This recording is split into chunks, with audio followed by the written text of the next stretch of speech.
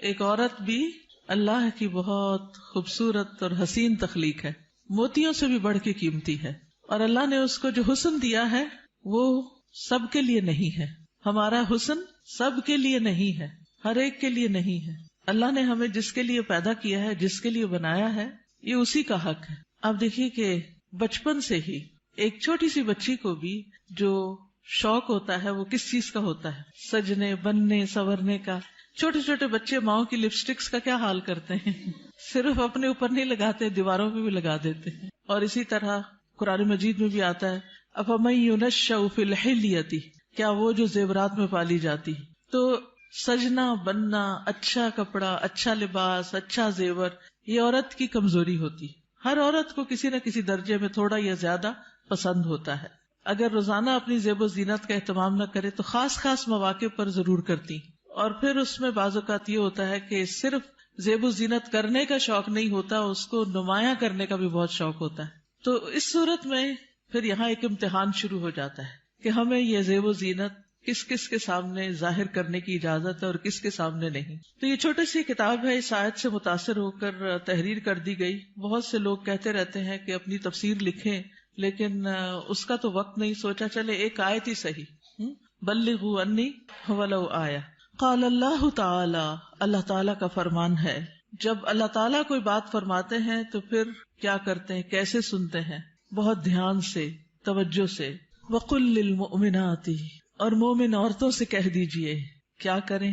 اپنی نگاہیں نیچی رکھیں، یعنی اپنی نگاہوں کی حفاظت کریں، اور اپنی شرم گاہوں کی حفاظت کریں، اور اپنی زینت ظاہر نہ کریں، اپنی خوبصورتی نمایاں نہ کریں سوائے اس کے جو خود ظاہر ہو جائے، اور اپنے سینوں پر اپنی اوڑھنیاں ڈالے رکھیں، اور اپنی زینت ظاہر نہ کریں سوائے اپنے شوہروں کے، یا اپنے باپ کے، یا اپنے شوہروں کے باپ کے، یا اپنے بیٹوں کے، یا اپنے شوہروں کے بیٹوں کے، یا اپنے بھائیوں کے، یا اپنے بھائیوں کے بیٹوں کے، یا اپنی بہنوں کے بیٹوں کے، یا اپنی عورتوں کے، یا اپنے غلاموں کے، یا وہ زیر دست مرد جو کسی اور قسم کی رغبت نہ رکھتے ہوں، یا وہ بچے جو عورتوں کی پوشیدہ باتوں سے ابھی واقف نہ ہوئے ہوں، اور اپنے پاؤں زمین پر مار کر نہ چلیں کہ ان کی پوشیدہ زینت لوگوں کو معلوم ہو جائے. اور اے مومنو، تم سب مل کر اللہ سے توبہ کرو تاکہ تم کامیاب ہو جاؤ. یعنی اس حکم کی کہیں نہ کہیں جو خلاف ورزی ہوتی ہے اس پر توبہ کرو تاکہ کامیاب ہو سکو. اس سے پتہ یہ چلتا ہے کہ اگر اس حکم کی خلاف ورزی کی گئی تو کہیں ایسا نہ ہو کہ کامیابی مخدوش ہو جائے. تو ارشاد ہے وَقُلْ لِلْمُؤْمِنَاتِ، اور مومن عورتوں سے کہہ دیجئے. پیج 3. مومنات کون ہوتی ہیں؟ جو ایمان لانے والیاں ہیں، اللہ اور اس کے رسول محمد صلی اللہ علیہ وسلم کا حکم دل سے مان لینے والیاں، ماننے کے بعد ان احکامات پر عمل کرنے والیاں، اللہ سے اپنی محبت کے دعوے کو سچ کر دکھانے والیاں. اللہ تعالیٰ کا ارشاد ہے بے شک مسلمان مرد اور مسلمان عورتیں، اور مومن مرد اور مومن عورتیں، اور فرما بردار مرد اور فرما بردار عورتیں، اور سچے مرد اور سچی عورتیں، اور صبر کرنے والے مرد اور صبر کرنے والی عورتیں، اور عاجزی اختیار کرنے والے مرد اور عاجزی اختیار کرنے والی عورتیں، اور صدقہ کرنے والے مرد اور صدقہ کرنے والی عورتیں، اور روزہ دار مرد اور روزہ دار عورتیں، اور اپنی شرمگاہوں کی حفاظت کرنے والے مرد اور حفاظت کرنے والی عورتیں، اور اللہ کا بہت زیادہ ذکر کرنے والے مرد اور ذکر کرنے والی عورتیں. ان کے لیے اللہ نے مغفرت اور بہت بڑا اجر تیار کر رکھا ہے. اللہ کی بخشش اور بڑا اجر کس کے لیے ہے؟ ان صفات کے حامل مومن مردوں اور عورتوں کے لیے. تو ارشاد ہے وَقُلْ لِلْمُؤْمِنَاتِ، کیا ارشاد؟ پیج پر يَغْضُضْنَ مِنْ أَبْصَارِهِنَّ، کہ وہ اپنی نگاہیں نیچی رکھیں. کیا مطلب ہے اس کا؟ کہ حرام چیزوں پر نگاہ نہ ڈالیں، نامحرم مردوں کو نگاہ بھر کے نہ دیکھیں، اچانک نظر پڑ جائے تو نظر پھیر لیں، شہوت کی نظر سے نہ دیکھیں، کسی مرد یا کسی عورت کا سطر نہ دیکھیں، یعنی جو حصے چھپا کے رکھنے کے قابل ہیں، فحش تصاویر اور فحش مناظر نہ دیکھیں، ادھر ادھر تانک جھانک نہ کریں. نبی صلی اللہ علیہ وسلم نے فرمایا زنا العین النظر، نظر بازی آنکھوں کا زنا ہے. نبی کریم صلی اللہ علیہ وسلم نے فرمایا تم اپنی طرف سے مجھے 6 چیزوں کی ضمانت دو، میں تمہیں جنت کی ضمانت دوں گا. جب بات کرو تو سچ بولو، جب وعدہ کرو تو پورا کرو، جب تمہارے پاس امانت رکھی جائے تو ادا کرو، اپنی شرمگاہوں کی حفاظت کرو، اپنی نگاہوں کو نیچا رکھو اور اپنے ہاتھوں کو روکے رکھو. تو یہ حکم ہے نگاہیں نیچی رکھنے کا. پھر آیت کے اگلے حصے میں فرمایا وَيَحْفَظْنَ فُرُوجَهُنَّ، اور وہ اپنی شرمگاہوں کی حفاظت کریں، یعنی جسم کے قابل ستر حصے چھپا کر رکھیں. باریک اور تنگ لباس خصوصاً چست پاجامے سطر ڈھانپنے کے تقاضے پورے نہیں کرتے. زنا، بدکاری اور فحاشی سے بچیں. بلا ضرورت اپنے جسم کا کوئی حصہ نہ کھولیں. ہم جنس پرستی سے دور رہیں. جانوروں یا مصنوعی آلات سے جنسی خواہش پوری نہ کریں. پھر فرمایا وَلَا يُبْدِينَ زِينَتَهُنَّ، اور اپنی زینت ظاہر نہ کریں، یعنی جسمانی ساخت اور شکل و صورت کی خوبصورتی کو نمایاں نہ کریں. زینت میں دونوں چیزیں آ جاتی ہیں، جسم کا فگر بھی اور شکل و صورت کی خوبصورتی بھی. پھر مصنوعی اور آرائشی زینت جیسے زیور، لباس یا میک اپ وغیرہ چھپا کر رکھیں نان محرم سے. باریک لباس نہ پہنے. گھر سے نکلتے وقت تیز خوشبو نہ لگائیں کیونکہ وہ بھی زینت کا حصہ ہے. رسول اللہ صلی اللہ علیہ وسلم نے فرمایا 2 قسم کے لوگ جہنمی ہیں جنہیں میں نے نہیں دیکھا.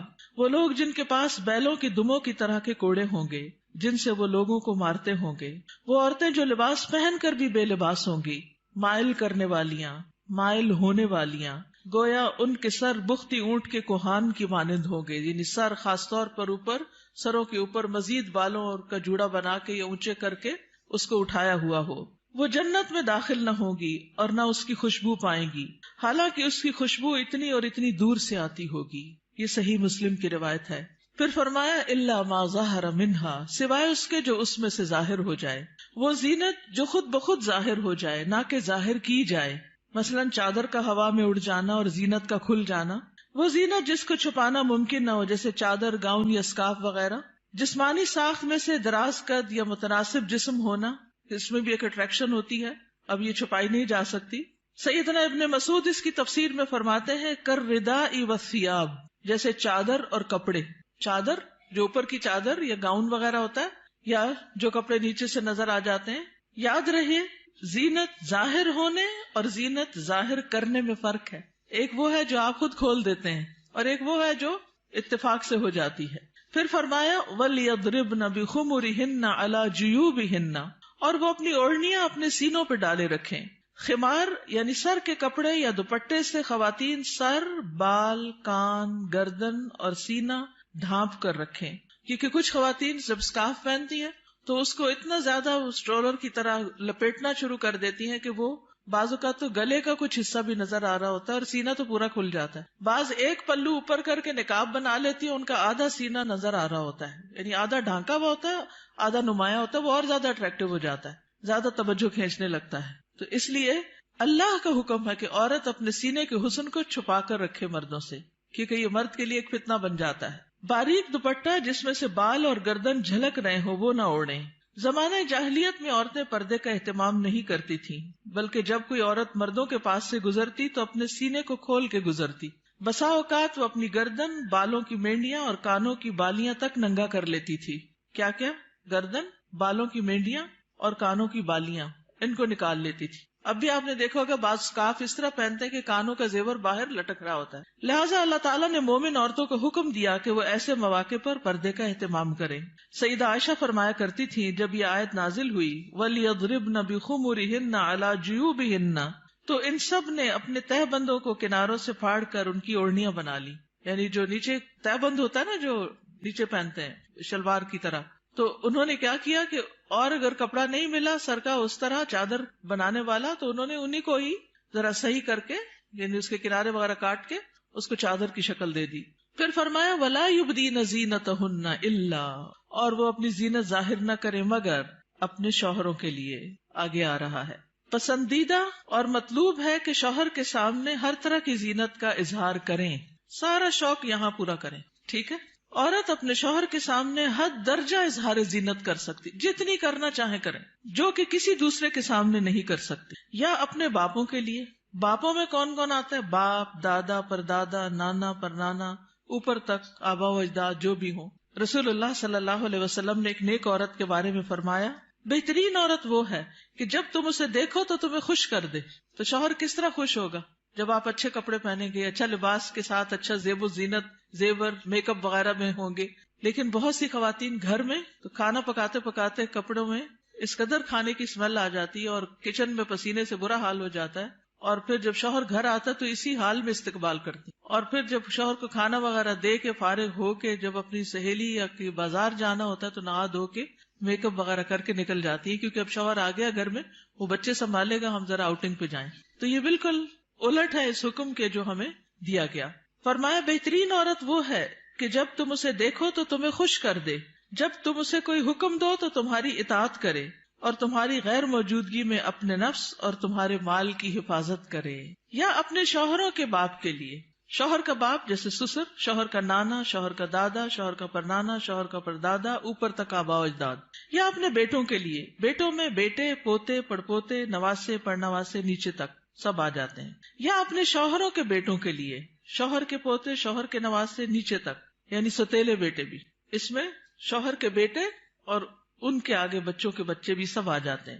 یا اپنے بھائیوں کے لیے، سگے بھائی، ستیلے بھائی، رضائی بھائی، تینوں اس میں شامل ہیں. یا اپنے بھائیوں کے بیٹوں کے لیے، سگے بھائیوں کی اولاد، ستیلے بھائیوں کی اولاد، رضائی بھائیوں کی اولاد، یعنی بھتیجے، بھتیجوں کے بیٹے، پوتے وغیرہ. یا اپنی بہنوں کے بیٹوں کے لیے، سگی بہنوں کی اولاد، ستیلی بہنوں کی اولاد، رضائی بہنوں کی اولاد، یعنی بھانجے، بھانجوں کے بیٹے، پوتے وغیرہ. یا اپنی عورتوں کے لیے، قابل اعتماد اور باکردار عورتیں. نبی کریم صلی اللہ علیہ وسلم نے فرمایا، لا تباشر المرأة المرأة، پہلی تاپت پیش ہے، ٹھیک کر لیجئے. لا تباشر المرأة المرأة فتنعتها لزوجها كأنه ينظر إليها، کوئی عورت کسی عورت کے جسم کے ساتھ جسم نہ لگائے. بعض اوقات لوگ حق کر رہی ہوتی ہیں لڑکیاں ایک دوسرے کو، تو اتنا زیادہ چپک جاتی ہیں ایک دوسرے سے، یہ بھی درست نہیں. اور پھر اس طرح بھی کہ وہ اپنے شوہر سے اس کا حلیہ بیان کرے، یعنی جس طرح وہ فیل کرے اس عورت کو، پھر گھر جا کے اپنے میاں کو اس کی ساری تعریف کر کے بتائے کہ گویا وہ اسے دیکھ رہا ہے. یا تمہارے دائیں ہاتھ جن کے مالک ہوئے، لونڈیاں اور غلام مراد ہیں یہاں، لیکن جو گھریلو ملازمین ہیں یہ لونڈی غلام میں شامل نہیں ہوتے، ان سے احتیاط برتنی چاہیے. گھریلو مرد ملازمین کے ساتھ گفتگو میں محتاط رویہ اختیار کرے، جیسے ڈرائیور ہو، چوکیدار ہو، ان کے ساتھ بہت ہنس ہنس کے بات کرنے کی ضرورت نہیں. مذکورہ بالا تمام رشتوں کے سامنے زینت کا اظہار کرتے ہوئے ان کے مقام اور احترام کو پیش رکھیں. جوان بچوں کے سامنے سینہ اور گریبان کھولنے میں احتیاط برتیں، یعنی ان میں سے جو بھائی جوان ہیں یا بیٹے جوان ہیں یا پوتے وغیرہ، تو ان کے سامنے اپنے سینے کو بہت نمایاں نہ کریں، اور اسی طرح اپنے سطر کو چھپا کر رکھیں. سیدنا انس بیان کرتے ہیں کہ نبی کریم صلی اللہ علیہ وسلم فاطمہ رضی اللہ تعالی عنہا کے لیے غلام لائے جو آپ نے ان کو ہبہ کر دیا. انس رضی اللہ عنہ نے کہا کہ فاطمہ پر اس وقت ایسا کپڑا تھا جب وہ اسے اپنے سر پر اوڑھتی تو ان کے پاؤں تک نہ پہنچتا، جب وہ اسے اپنے پاؤں چھپاتی تو سر پر نہ رہتا. یاد رکھیے وہ پاؤں بھی چھپا رہی تھی. جبکہ نبی کریم صلی اللہ علیہ وسلم نے ان کی یہ الجھن دیکھی تو فرمایا، بے شک تمہارے لیے کوئی حرج نہیں، تمہارے سامنے صرف تمہارے والد اور تمہارا غلام ہے. اس غلام کا نام عبداللہ بن مسعدہ تھا. یہ فزاری تھے، سخت سیاہ فام. سیدہ فاطمہ نے انہیں پرورش کر کے آزاد کر دیا تھا رضی اللہ تعالی عنہا. اب التابعین غیر اولی الاربۃ من الرجال، یا پیروی کرنے والے غیر حاجت مند مرد، یعنی یہ کون سے مرد ہیں جن سے پردے میں نرمی اختیار کی جا سکتی ہے؟ نکاح کی حاجت نہ رکھنے والا. بعض ہوتے ہیں نا بچپن سے خاندانوں کے ساتھ لگ جاتے ہیں اور وہ پوری زندگی ایک بچوں کی طرح ہی ساتھ ہوتے ہیں، اور پھر بڑھاپے کی عمر میں ان کا کوئی اور ٹھکانہ نہیں ہوتا، تو وہ یعنی کہ گھروں میں اگر ہوتے ہیں ان کو گھر کی جو لڑکیاں ہیں وہ اپنی بیٹیوں کی طرح ہی ہوتی ہیں، اور ویسے بھی انہیں شادی کا کوئی شوق نہیں ہوتا. عورتوں سے رغبت نہ رکھنے والا، بدھو قسم کا، بے وقوف بدھو جس میں شہوت نہ ہو، بالکل بوڑھا. بعض اوقات ایسے بچے ہوتے ہیں نا اسپیشل بچے کہ جن کو کوئی مینٹلی ان کو کوئی سمجھ نہیں ہوتی، جنسی خواہشات سے آری. مخنث اور ہجڑے جن میں کوئی شہوت نہ ہو، یہ یاد رکھیے، کیونکہ بعض ہجڑے جو ہیں ان کے اندر سب کچھ ڈیولپڈ ہوتا ہے. لیکن ان افراد کے سامنے زینت کا اظہار کرتے ہوئے بھی احتیاط کا دامن نہ چھوڑیں، پھر بھی محتاط رہیں. غیر اولی الاربہ سے مراد وہ بے خبر ہے جس میں شہوت نہ ہو، یہ سیدنا ابن عباس کا قول ہے. اب الطفل الذین لم یظہروا علی عورات النساء، یا وہ بچے جو عورتوں کی چھپی ہوئی باتوں سے ابھی واقف نہیں ہوئے. نابالغ بچے جن کا جنسی شعور بیدار نہ ہوا ہو، جو کم عمری کی وجہ سے عورتوں کے حالات اور مخصوص اوصاف سے واقف نہ ہوں، جن کو کوئی سمجھ نہ ہو پیریڈز کیا ہوتے ہیں، اور یعنی ابھی ان کی عورتوں سے متعلق جو خاص باتیں ہیں ان کو سمجھ نہ ہو. ابن کثیر کہتے ہیں جب بچہ بالغ ہو یا بلوغت کے قریب ہو اور ان چیزوں کو جانتا پہچانتا ہو، بدصورت اور خوبصورت عورت میں تمیز کر سکتا ہو، یعنی جس دن بچہ یہ کہ نا ماما وہ بہت خوبصورت ہے، تو اسے عورتوں کے پاس نہ آنے دیا جائے. یہ ابن کثیر کی تفسیر ہے. کسی خاص عمر کی یہاں قید نہیں، بچے کی سمجھ کے مطابق احتیاط سے کام لیتے ہوئے زینت کا اظہار کرے. لیکن افسوس ہوتا ہے ان خواتین پر جو اچھے بھلے جوان لڑکوں کو گلے لگا لیتی ہیں یا ان کے سر پہ ہاتھ پھیرنے لگتی ہیں یا ہاتھ ملانا شروع کر دیتی ہیں. یہ بھی اس حکم کے منافی ہے، چاہے بچپن سے اس بچے کو آپ نے پالا ہی کیوں نہ ہو. وَلَا يَضْرِبْنَ بِأَرْجُلِهِنَّ لِيُعْلَمَ مَا يُخْفِينَ مِنْ زِينَتِهِنَّ، اور وہ اپنے پاؤں مارتی ہوئی نہ چلیں کہ جو وہ اپنی زینت میں سے چھپاتی ہیں اس کو جان لیا جائے. یعنی مردوں کو متوجہ کرنے والی چال نہ چلیں، یعنی چلتے ہوئے بھی ایک وقار کا خیال رکھیں. جھنکار والی پازیب نہ پہنے، یعنی پاؤں کا زیور ایسا کہ جو چھن چھن کرے اور بازار میں دوسروں کو متوجہ کرے وہ نہیں پہنے. باہر گھر میں پہن سکتے ہیں. آواز پیدا کرنے والا جوتا استعمال نہ کرے، یعنی جیسے بہت ہائی ہیل پہن کے پھر وہ ٹک ٹک ٹک سے سب متوجہ ہو جاتے ہیں، اس سے بھی بچیں. تیز خوشبو استعمال نہ کریں. ابن کثیر کہتے ہیں اس ممانعت میں ہر وہ چھپی ہوئی زینت داخل ہے جو حرکت کرنے سے ظاہر ہو جائے. اسی ضمن میں عورت کو خوشبو لگا کر باہر نکلنے سے بھی منع کیا گیا ہے کہ لوگ اس کی خوشبو محسوس کریں. زمانہ جاہلیت میں رواج تھا کہ عورت جب راستے میں چلتی اور اس نے پاؤں میں پازیب پہنی ہوتی جس کی آواز سنائی نہ دیتی تو وہ اپنے پاؤں زمین پر اس طرح مارتی جس سے مردوں کو پازیب کی جھنکار سنائی دیتی. تو اللہ تعالیٰ نے مومن عورتوں کو ایسا کرنے سے منع کر دیا. نبی کریم صلی اللہ علیہ وسلم نے فرمایا ہر آنکھ زنا کرتی ہے، اور عورت جب خوشبو لگا کر کسی مجلس سے گزرتی ہے تو وہ ایسی اور ایسی ہے، یعنی زانیہ ہے. تو اس لیے خوشبو کے معاملے میں بھی احتیاط برتیں. ایسی خوشبو نہ لگائیں کہ جو پھیل رہی ہو، خصوصاً اگر آپ بازار سے ہو کر گزر رہے ہیں یا مردوں کے ساتھ آپ کا کسی بھی طرح کا کوئی انٹریکشن ہے یا گھر میں کوئی ایسا رشتہ دار ہے کہ جو محرم نہیں ہے. وَتُوبُوا إِلَى اللَّهِ جَمِيعًا أَيُّهَا الْمُؤْمِنُونَ لَعَلَّكُمْ تُفْلِحُونَ، اور اے مومنو سب کے سب اللہ کی طرف توبہ کرو تاکہ تم فلاح پاؤ. اس میں پچھلے گناہوں پر ندامت کا اظہار کریں، یعنی اللہ تعالیٰ کے سامنے آئندہ گناہ نہ کرنے کا عہد کریں، اپنی اصلاح کی ہر ممکنہ کوشش کریں، ان لغزشوں اور غلطیوں سے توبہ کریں جو پردے کے معاملے میں اب تک ہوتی رہیں. آئندہ زندگی کے لیے اپنے طرز عمل کی اصلاح ان ہدایات کے مطابق کر لیں جو اللہ اور اس کے رسول صلی اللہ علیہ وسلم نے دی ہیں. اللہ تعالیٰ کا ارشاد ہے وَهُوَ الَّذِي يَقْبَلُ التَّوْبَةَ عَنْ عِبَادِهِ وَيَعْفُو عَنِ السَّيِّئَاتِ وَيَعْلَمُ مَا تَفْعَلُونَ، اور وہی ہے جو اپنے بندوں کی توبہ قبول کرتا ہے اور ان سے درگزر فرماتا ہے، اور وہ جانتا ہے جو تم عمل کرتے ہو. دیگر محارم حقیقی چچا اور ماموں بھی محرم ہیں کیونکہ بھتیجی اور بھانجی سے نکاح نہیں کیا جا سکتا. رضائی رشتے بھی نسبی رشتوں کی طرح محرم ہیں، ان کے سامنے بھی زینت کا اظہار جائز ہے. اللہ تعالیٰ کا ارشاد ہے تم پر تمہاری مائیں اور تمہاری بیٹیاں اور تمہاری بہنیں اور تمہاری پھپھیاں اور تمہاری خالائیں اور بھائی کی بیٹیاں اور بہنوں کی بیٹیاں حرام کر دی گئی ہیں. رسول اللہ صلی اللہ علیہ وسلم نے فرمایا بے شک اللہ نے رضاعت سے بھی ان رشتوں کو حرام کر دیا جن کو نسب سے حرام کیا گیا. حجاب مسلمان عورت کی شناخت ہے. مسلمان عورت حجاب سے پہچانی جاتی ہے، وہ دوسروں سے الگ ہو جاتی ہے. اللہ تعالیٰ کا ارشاد ہے اے نبی اپنی بیویوں اور بیٹیوں اور مومن عورتوں سے کہہ دیجئے، بیویاں بیٹیاں اور مومن عورتیں سب کی سب وہ اپنے چادروں کے پلو اپنے اوپر لٹکا لیا کریں. اس طرح زیادہ توقع ہے کہ وہ پہچان لی جائیں، یعنی حجاب کی وجہ سے پہچان لی جائیں، نہ کہ حجاب اتار کے پہچان لی جائیں. حجاب اتار کے تو ایک عورت عام عورت کی طرح ہی لگے گی نا، تو ایذا نہ دی جائیں. اور اللہ بہت بخشنے والا بے حد رحم کرنے والا ہے. یہ ایذا کون سی ہے؟ سیکشل ہراسمنٹ، کہ جب عورت کسی مرد کو اٹریکٹ کرتی ہے تو پھر وہ اس کے پیچھے آتا ہے اور اس کو نقصان دینا چاہتا ہے. مردوں سے بھی خطاب کیا گیا. نظر اور شرمگاہ کی حفاظت کا حکم صرف عورتوں کے لیے نہیں بلکہ مردوں کے لیے بھی ہے.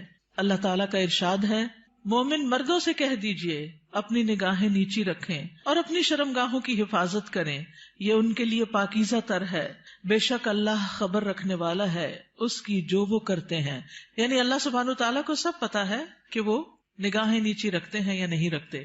سیدنا جریر بن عبداللہ سے روایت ہے، وہ کہتے ہیں میں نے رسول اللہ صلی اللہ علیہ وسلم سے اچانک نظر پڑ جانے کے بارے میں سوال کیا تو آپ صلی اللہ علیہ وسلم نے مجھے حکم دیا کہ میں اپنی نظر پھیر لوں، یعنی اگر کسی عورت پر نظر پڑ جائے تو پھر اس کو دوسری طرف پھیر لوں.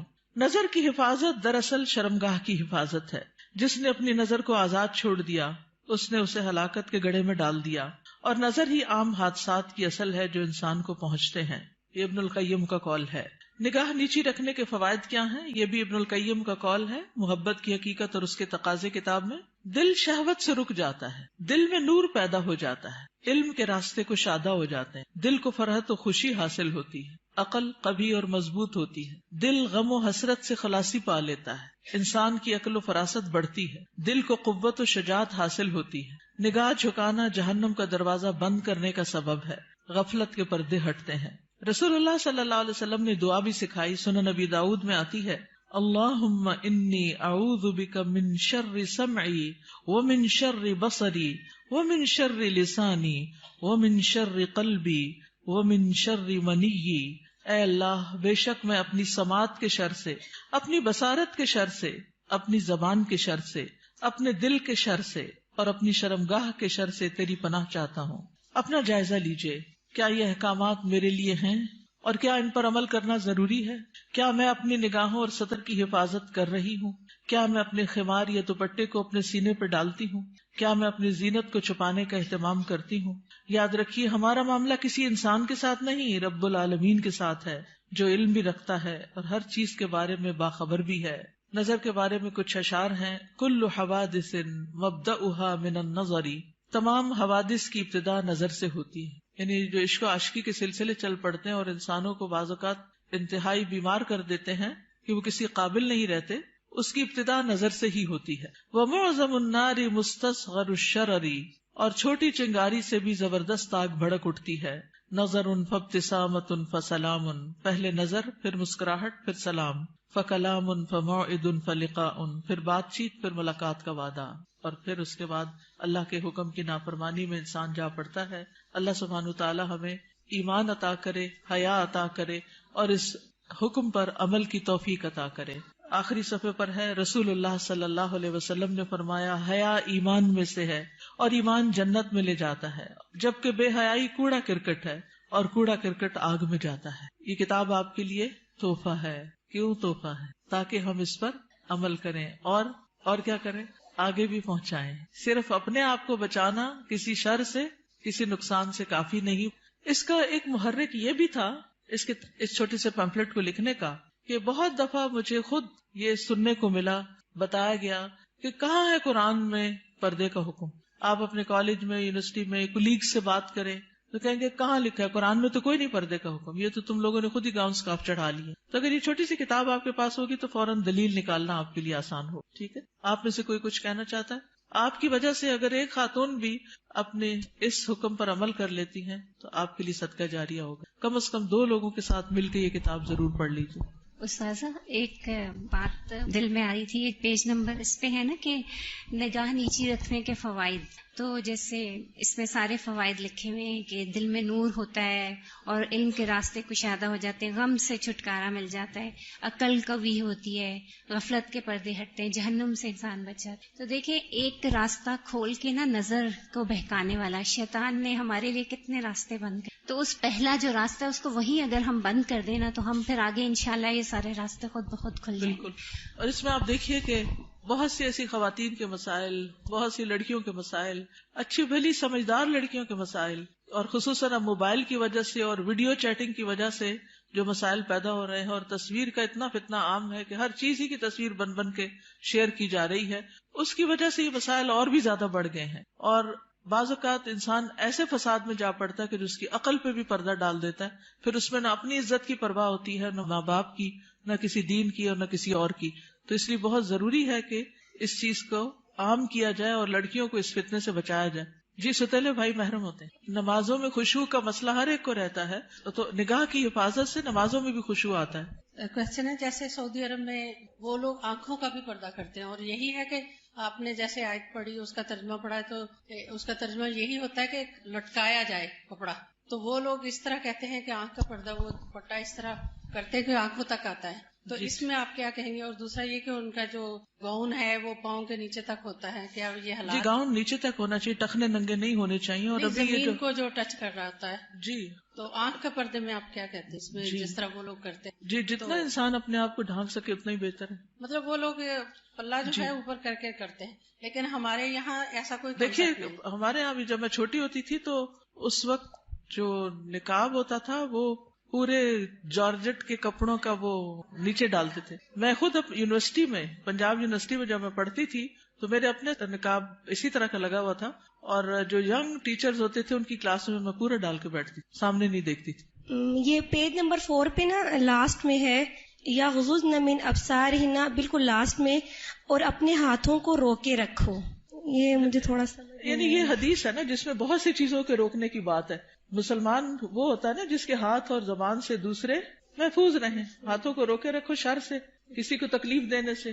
خاص طور پر عورتوں کو سوچنا چاہیے اس موقع پر. چلے آپ نے ہاتھ کا ذکر کر ہی دیا، وہ مائیں اللہ کو کیا حساب دیں گی جو بات بے بات پر اور شوہر سے بھی ناراضگی اور کسی اور کے ساتھ بھی جو انبن ساس کا بھی غصہ سارا بچوں پہ نکالتی، بات بات پہ بچوں کی پٹائی کرتی ہیں. آج ہی ایک بچی نے مجھے تقریباً 7 منٹ کا میسج بھیجا جس میں رو رو کے وہ ذکر کر رہی تھی کہ میں بچپن سے اپنی ماں سے کس طرح پٹتی آ رہی ہوں کہ اگر اس کے ہاتھ میں ڈنڈا ہے تو اس نے ڈنڈا مار دیا، ہتھوڑی ہے تو ہتھوڑی مار دی، دیگچا ہے تو دیگچا مار دیا، اور چھوٹی موٹی گالیاں بھی نہیں. اگر ہم کسی وجہ سے اوپر چڑھ گئے تو کہا طوائف ہو تم بھی کوٹھے پہ بیٹھو گی. اور اس قدر غلیظ لینگویج کہ میں پریشان ہوگی سن کے کہ ہمارے مسلمان معاشرے میں ایسی مائیں بھی ہیں. تو یہ ہے ہاتھوں کو روکنے کا مطلب کہ جس پر ہاتھ چلانے کا بس چلتا ہو اس سے اپنے آپ کو روک کے رکھیں. چھوٹی چھوٹی باتوں میں بال کھینچ دینا، کان مروڑ دینا، ہاتھ مروڑ دینا، دھکا دے دینا، اٹھا کے پٹخا کے بچے کو پھینکنا، اس سب کا حساب دینا ہوگا. یہ ظلم کی بدترین قسم ہے اور اس سے پرہیز کرنا چاہیے. چلیے آج کے دن سیٹرڈے کو ہم فقہ القلوب پڑھتے ہیں اور میرا بالکل دل نہیں چاہتا کہ ہم فقہ القلوب کو چھوڑ دیں، کیونکہ اس کتاب سے میں نے بہت کچھ سیکھا ہے اور یہ بہت زیادہ ایمان کو بڑھانے والی ہے. تو برکت کے لیے تھوڑا سا آپ سب کے ساتھ بھی شیئر کرتی ہوں تاکہ آپ بھی اس کو شروع کر لیں، کیونکہ فقہ القلوب جو ہے وہ قلب سے تعلق رکھتی ہے اور جب تک قلب کی اصلاح نہ ہو تو باقی اعضاء کی ہو نہیں سکتی. پیج 719. کچھ لوگ پچھلے سال آپ میں سے ہمارے ساتھ فقہ القلوب میں شریک ہوتے تھے اور پھر وہ چلے گئے تو ان کا فقہ القلوب بھی چھوٹ گیا. تو میں چاہوں گی کہ وہ دوبارہ سے شروع کر لیں، اور جو ساتھ چلتے رہے وہ تقریباً 100 پیجز تو سال میں میرے خیال ہو ہی گئے ہیں. فالایمان محلہ القلب، تو ایمان کا مقام دل ہے. وَإِذَا دَخَلَ فِيهِ جَاءَ بِكُلِّ خَيْرٍ، جب ایمان دل میں داخل ہو جاتا ہے تو ہر طرح کی خیر لے آتا ہے، پھر خیر پھوٹ پڑتی ہے. وَإِذَا لَمْ يَدْخُلِ الْإِيمَانُ فِي الْقَلْبِ، اور جب ایمان دل میں داخل نہیں ہوتا فَلَا فَائِدَةَ مِنَ الْعَمَلِ مَعَهُ، تو کوئی فائدہ نہیں ہوتا اس کے ساتھ عمل کرنے کا. جب تک ایمان دل میں نہیں عمل بے فائدہ ہے، اوپر اوپر کے کیے ہوئے کام بیکار ہیں. فَالْمُنَافِقُونَ كَانَ إِيمَانُهُمْ بِأَلْسِنَتِهِمْ فَلَمْ يَنْفَعْهُمْ، جیسے منافق تھے تو ان کا ایمان ان کی زبانوں پر تھا تو ان کو اس ایمان نے کچھ فائدہ نہ دیا. وَكَانُوا يُصَلُّونَ مَعَ الْمُسْلِمِينَ، وہ مسلمانوں کے ساتھ نماز پڑھتے تھے. فَلَمْ يَنْفَعْهُمْ ذَلِكَ، تو اس نماز نے ان کو کوئی فائدہ نہیں دیا. بل ہم فی الدرک الاسفل من النار، بلکہ وہ آگ کے سب سے نچلے گڑھے میں ہیں. یقولون بألسنتہم ما لیس فی قلوبہم، وہ اپنی زبانوں سے وہ کہتے ہیں جو ان کے دلوں میں نہیں، یعنی ایمان دلوں میں نہیں اترا. وَلَفْظُ الْإِيمَانِ شَيْءٌ وَصُورَةُ الْإِيمَانِ شَيْءٌ، لفظ ایمان ایک چیز ہے اور صورت ایمان ایک اور چیز ہے. وَعِلْمُ الْإِيمَانِ شَيْءٌ، اور ایمان کا علم ایک اور چیز ہے. تو لفظ، صورت اور علم تینوں الگ الگ ہیں، لیکن حقیقت الایمان شیء اعظم من هذا کلہ، لیکن حقیقت الایمان ان سب سے بڑی چیز ہے. وَكُلُّ شَيْءٍ يُصْنَعُ فِي مَكَانٍ وَمَكَانُ تَجْرِيبِهِ فِي مَكَانٍ آخر كَالسَّيَّارَةِ وَالْقَلَمِ وَنَحْوِهِمَا، ہر چیز بنائی جاتی ہے ایک جگہ پر، یعنی ایک پین کی فیکٹری ہے، ایک کار کی فیکٹری ہے. وَمَكَانُ تَجْرِيبِهِ، اور اس کی جو تجربہ گاہ ہے وہ کسی اور جگہ پر ہے، یعنی وہ چلائی کہیں اور جاتی ہے. كَالسَّيَّارَةِ، جیسے کار بنتی کہاں ہے؟ کار فیکٹری میں، اور چلتی کہاں ہے؟ سڑک پر. قلم بنتا کہاں ہے؟ فیکٹری میں، اور چلتا کہاں ہے؟ کاغذ پر. وَنَحْوِهِمَا، اور اسی طرح. وَكَذَلِكَ عِلْمُ الْإِيمَانِ لَهُ مَكَانٌ، اسی طرح ایمان کے علم کی بھی ایک جگہ ہے. وَمَكَانُ مَعْرِفَتِهِ وَتَجْرِيبِهِ لَهُ مَيْدَانٌ آخر، اور اس کی پہچان کی جگہ اور اس کے تجربے کی جگہ ایک اور ہے. وَذَلِكَ لَا يَتِمُّ وَلَا يَحْصُلُ إِلَّا بِالْمُجَاهَدَةِ وَالتَّضْحِيَةِ بِكُلِّ شَيْءٍ، اور یہ پورا نہیں ہوتا اور حاصل نہیں ہوتا مگر سخت محنت سے اور قربانی سے، جو ہر چیز کی ہوتی ہے، من اجل الحصول علیہ، اس چیز کو حاصل کرنے کے لیے. فَهُوَ أَغْلَى شَيْءٌ فِي الدُّنْيَا وَالْآخِرَةِ، تو وہ دنیا اور آخرت میں سب سے زیادہ قیمتی چیز ہے. وَطَرِيقُ الْإِيمَانِ تَعِبَ فِيهِ آدم، ایمان کا جو راستہ ہے اس میں آدم علیہ السلام بھی تھکے تھے. کیا ہوا تھا ان کے ساتھ جب ان کو امتحان میں ڈالا گیا، تجربہ گاہ میں ڈالا گیا، ٹیسٹ میں ڈالا گیا، تو شیطان نے ان کو ورغلا لیا. وَنَاحَ لِأَجَلِهِ نُوحٌ، اور مورن کیا یا غم کیا اسی کی وجہ سے نوح علیہ السلام نے. وَرُمِيَ فِي النَّارِ الْخَلِيلِ، اور آگ میں پھینکے گئے خلیل اللہ ابراہیم علیہ السلام. وَاسْتَجَعَ لِلذَّبْحِ اسماعیل، اور لیٹے ذبح ہونے کے لیے اسماعیل علیہ السلام. وَبِيعَ وَسُجِنَ یوسف، اور بیچے گئے اور قید کیے گئے یوسف علیہ السلام. وَنُشِرَ بِالْمِنشَارِ زکریا، اور آرے سے چیرے گئے زکریا علیہ السلام. وَذُبِحَ بِالسِّكِّينِ یحییٰ، اور چھری کے ساتھ ذبح کیے گئے یحییٰ علیہ السلام. وَقَاسَ الضُّرُّ ایوب، اور بیماری کو سفر کیا، قاسا کا معنی سفرڈ، الضر بیماری کو ایوب علیہ السلام نے. وَزَادَ فِي الْبُكَاءِ داود، اور کثرت سے روئے داؤد علیہ السلام. وَصَارَ مَعَ الْوَحْشِ عیسیٰ علیہ السلام، اور وحشی کے ساتھ عیسیٰ علیہ السلام چلے. یہ کیا قصہ ہے؟ کہا جاتا ہے کہ عیسیٰ علیہ السلام جب مصر میں تھے اور یوسف النجار ان کے ساتھ تھا، تو آگے دیکھا کہ ایک شیر آ رہا ہے تو وہ ڈر گئے. عیسیٰ علیہ السلام نے کہا کہ تم مجھے شیر کے قریب کر دو اور خود نہیں قریب آنا، خود دور رہو. تو عیسیٰ علیہ السلام شیر کے رستے میں کھڑے ہو گئے. جب شیر آیا تو پوچھا ایھا الوحش، اے وحشی جانور، اس راستے میں کیوں آئے، کیوں کھڑے ہو یہاں؟ کہنے لگا کہ وہ ایک بیل ہے، مجھے اسے پکڑنا ہے. انہوں نے کہا کہ دیکھو وہ تو مساکین کا بیل ہے، اس کو چھوڑ دو، فلاں فلاں جگہ چلے جاؤ، وہاں پر ایک مردہ اونٹ ہے تو اس کو جا کے کھا لو. تو اس طرح عیسیٰ علیہ السلام کے کہنے سے وہ شیر جو تھا وہ وہاں چلا گیا، اور اس شیر نے عیسیٰ علیہ السلام کی بات مان لی.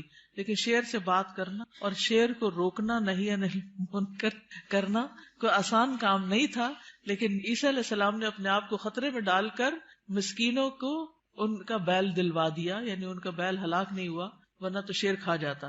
تو یہ اسرائیلیات میں سے ہے یہ واقعہ.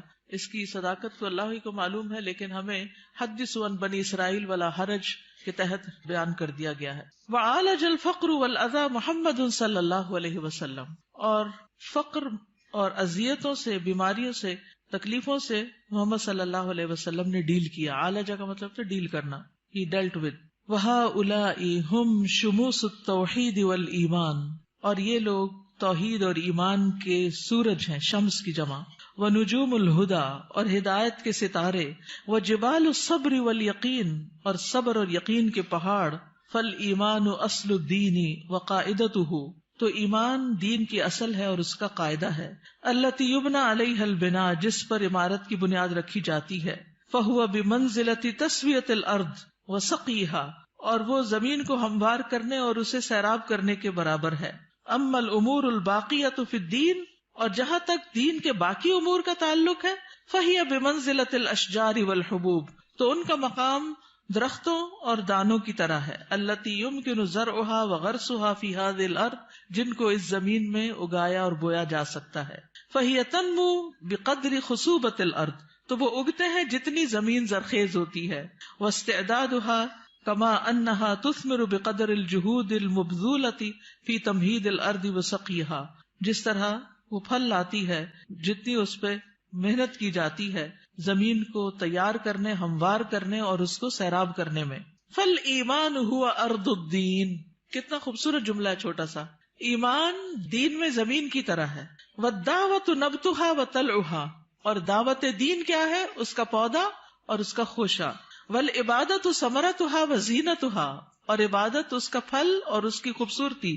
والعلم یرویها ویسقیها، علم اس پودے کو سیراب کرتا ہے اور اسے ہرا بھرا کرتا ہے.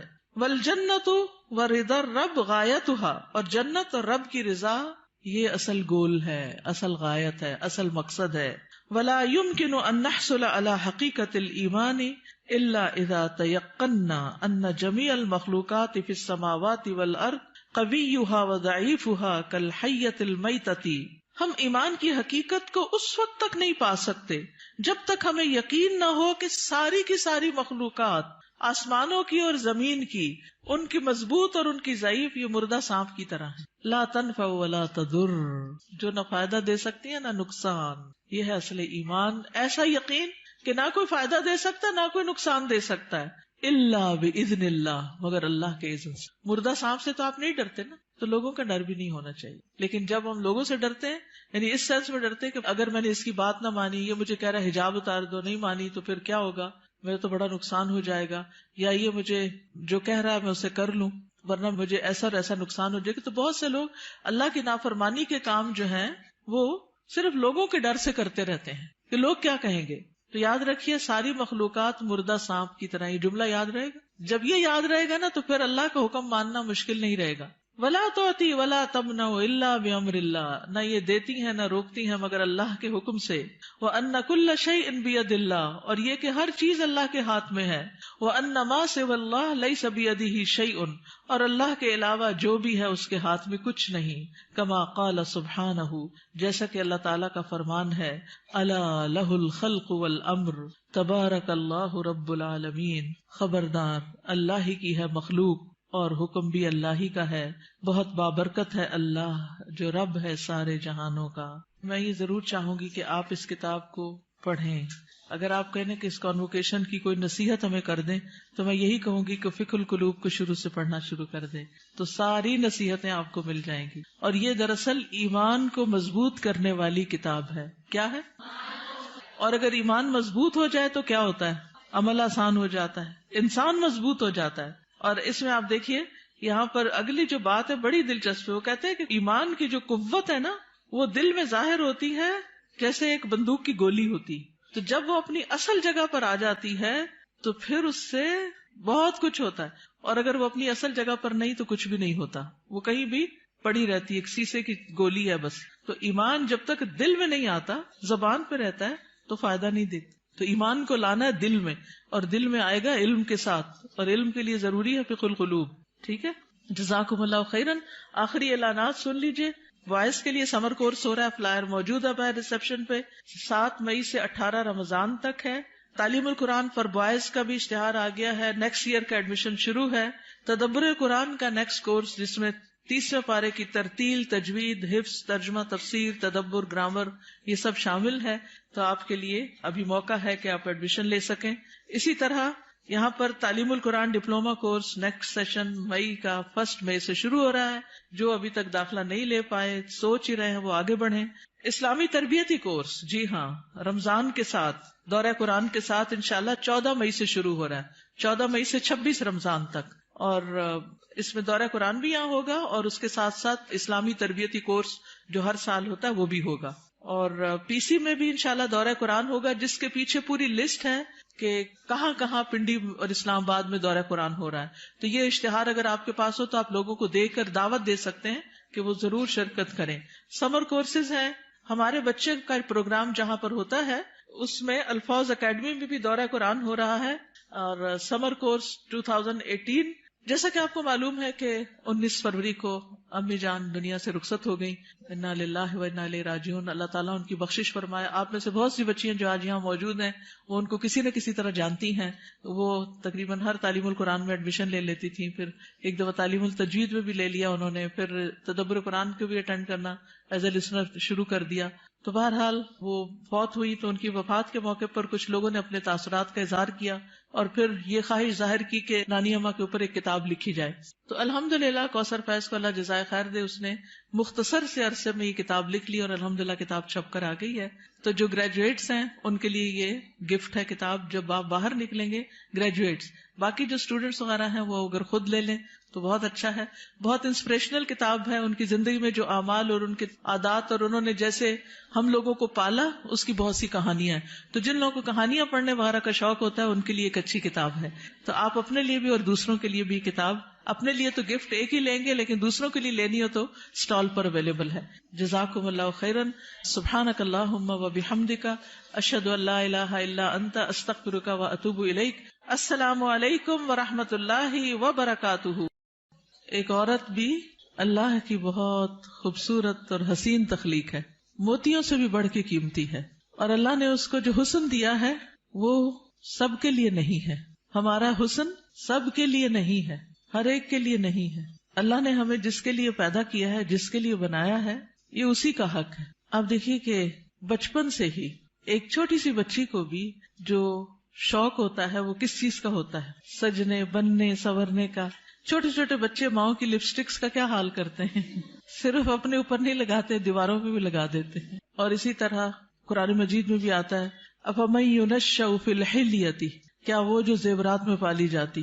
تو سجنا، بننا، اچھا کپڑا، اچھا لباس، اچھا زیور، یہ عورت کی کمزوری ہوتی.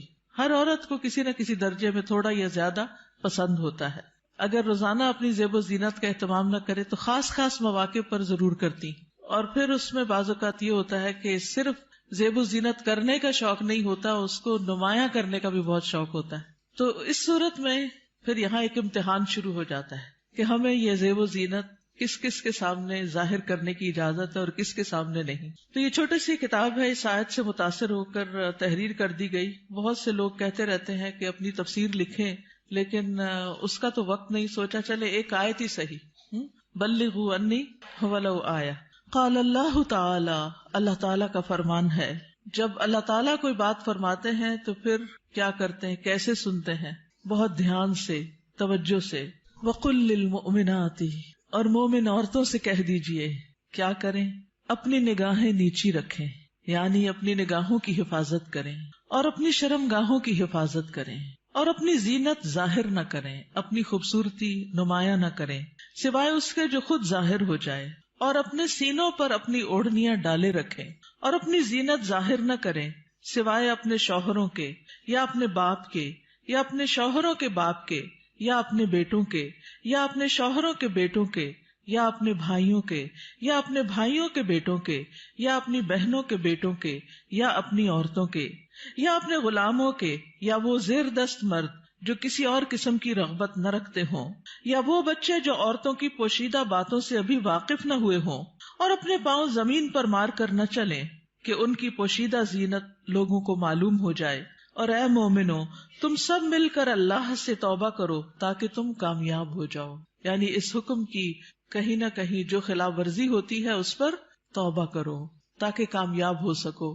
اس سے پتہ یہ چلتا ہے کہ اگر اس حکم کی خلاف ورزی کی گئی تو کہیں ایسا نہ ہو کہ کامیابی مخدوش ہو جائے. تو ارشاد ہے وَقُلْ لِلْمُؤْمِنَاتِ، اور مومن عورتوں سے کہہ دیجئے. پیج 3. مومنات کون ہوتی ہیں؟ جو ایمان لانے والیاں ہیں، اللہ اور اس کے رسول محمد صلی اللہ علیہ وسلم کا حکم دل سے مان لینے والیاں، ماننے کے بعد ان احکامات پر عمل کرنے والیاں، اللہ سے اپنی محبت کے دعوے کو سچ کر دکھانے والیاں.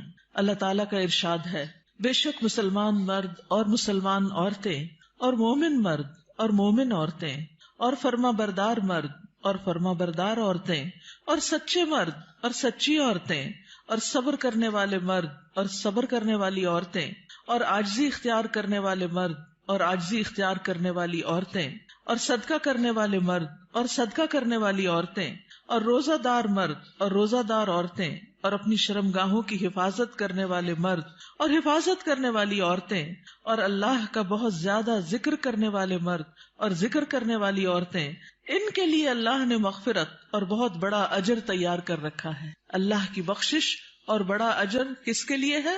ان صفات کے حامل مومن مردوں اور عورتوں کے لیے. تو ارشاد ہے وَقُلْ لِلْمُؤْمِنَاتِ، کیا ارشاد؟ پیج پر یغضضن من ابصارہن، کہ وہ اپنی نگاہیں نیچی رکھیں. کیا مطلب ہے اس کا؟ کہ حرام چیزوں پر نگاہ نہ ڈالیں، نامحرم مردوں کو نگاہ بھر کے نہ دیکھیں، اچانک نظر پڑ جائے تو نظر پھیر لیں، شہوت کی نظر سے نہ دیکھیں، کسی مرد یا کسی عورت کا سطر نہ دیکھیں، یعنی جو حصے چھپا کے رکھنے کے قابل ہیں، فحش تصاویر اور فحش مناظر نہ دیکھیں، ادھر ادھر تانک جھانک نہ کریں۔ نبی صلی اللہ علیہ وسلم نے فرمایا، زنا العین النظر، نظر بازی آنکھوں کا زنا ہے۔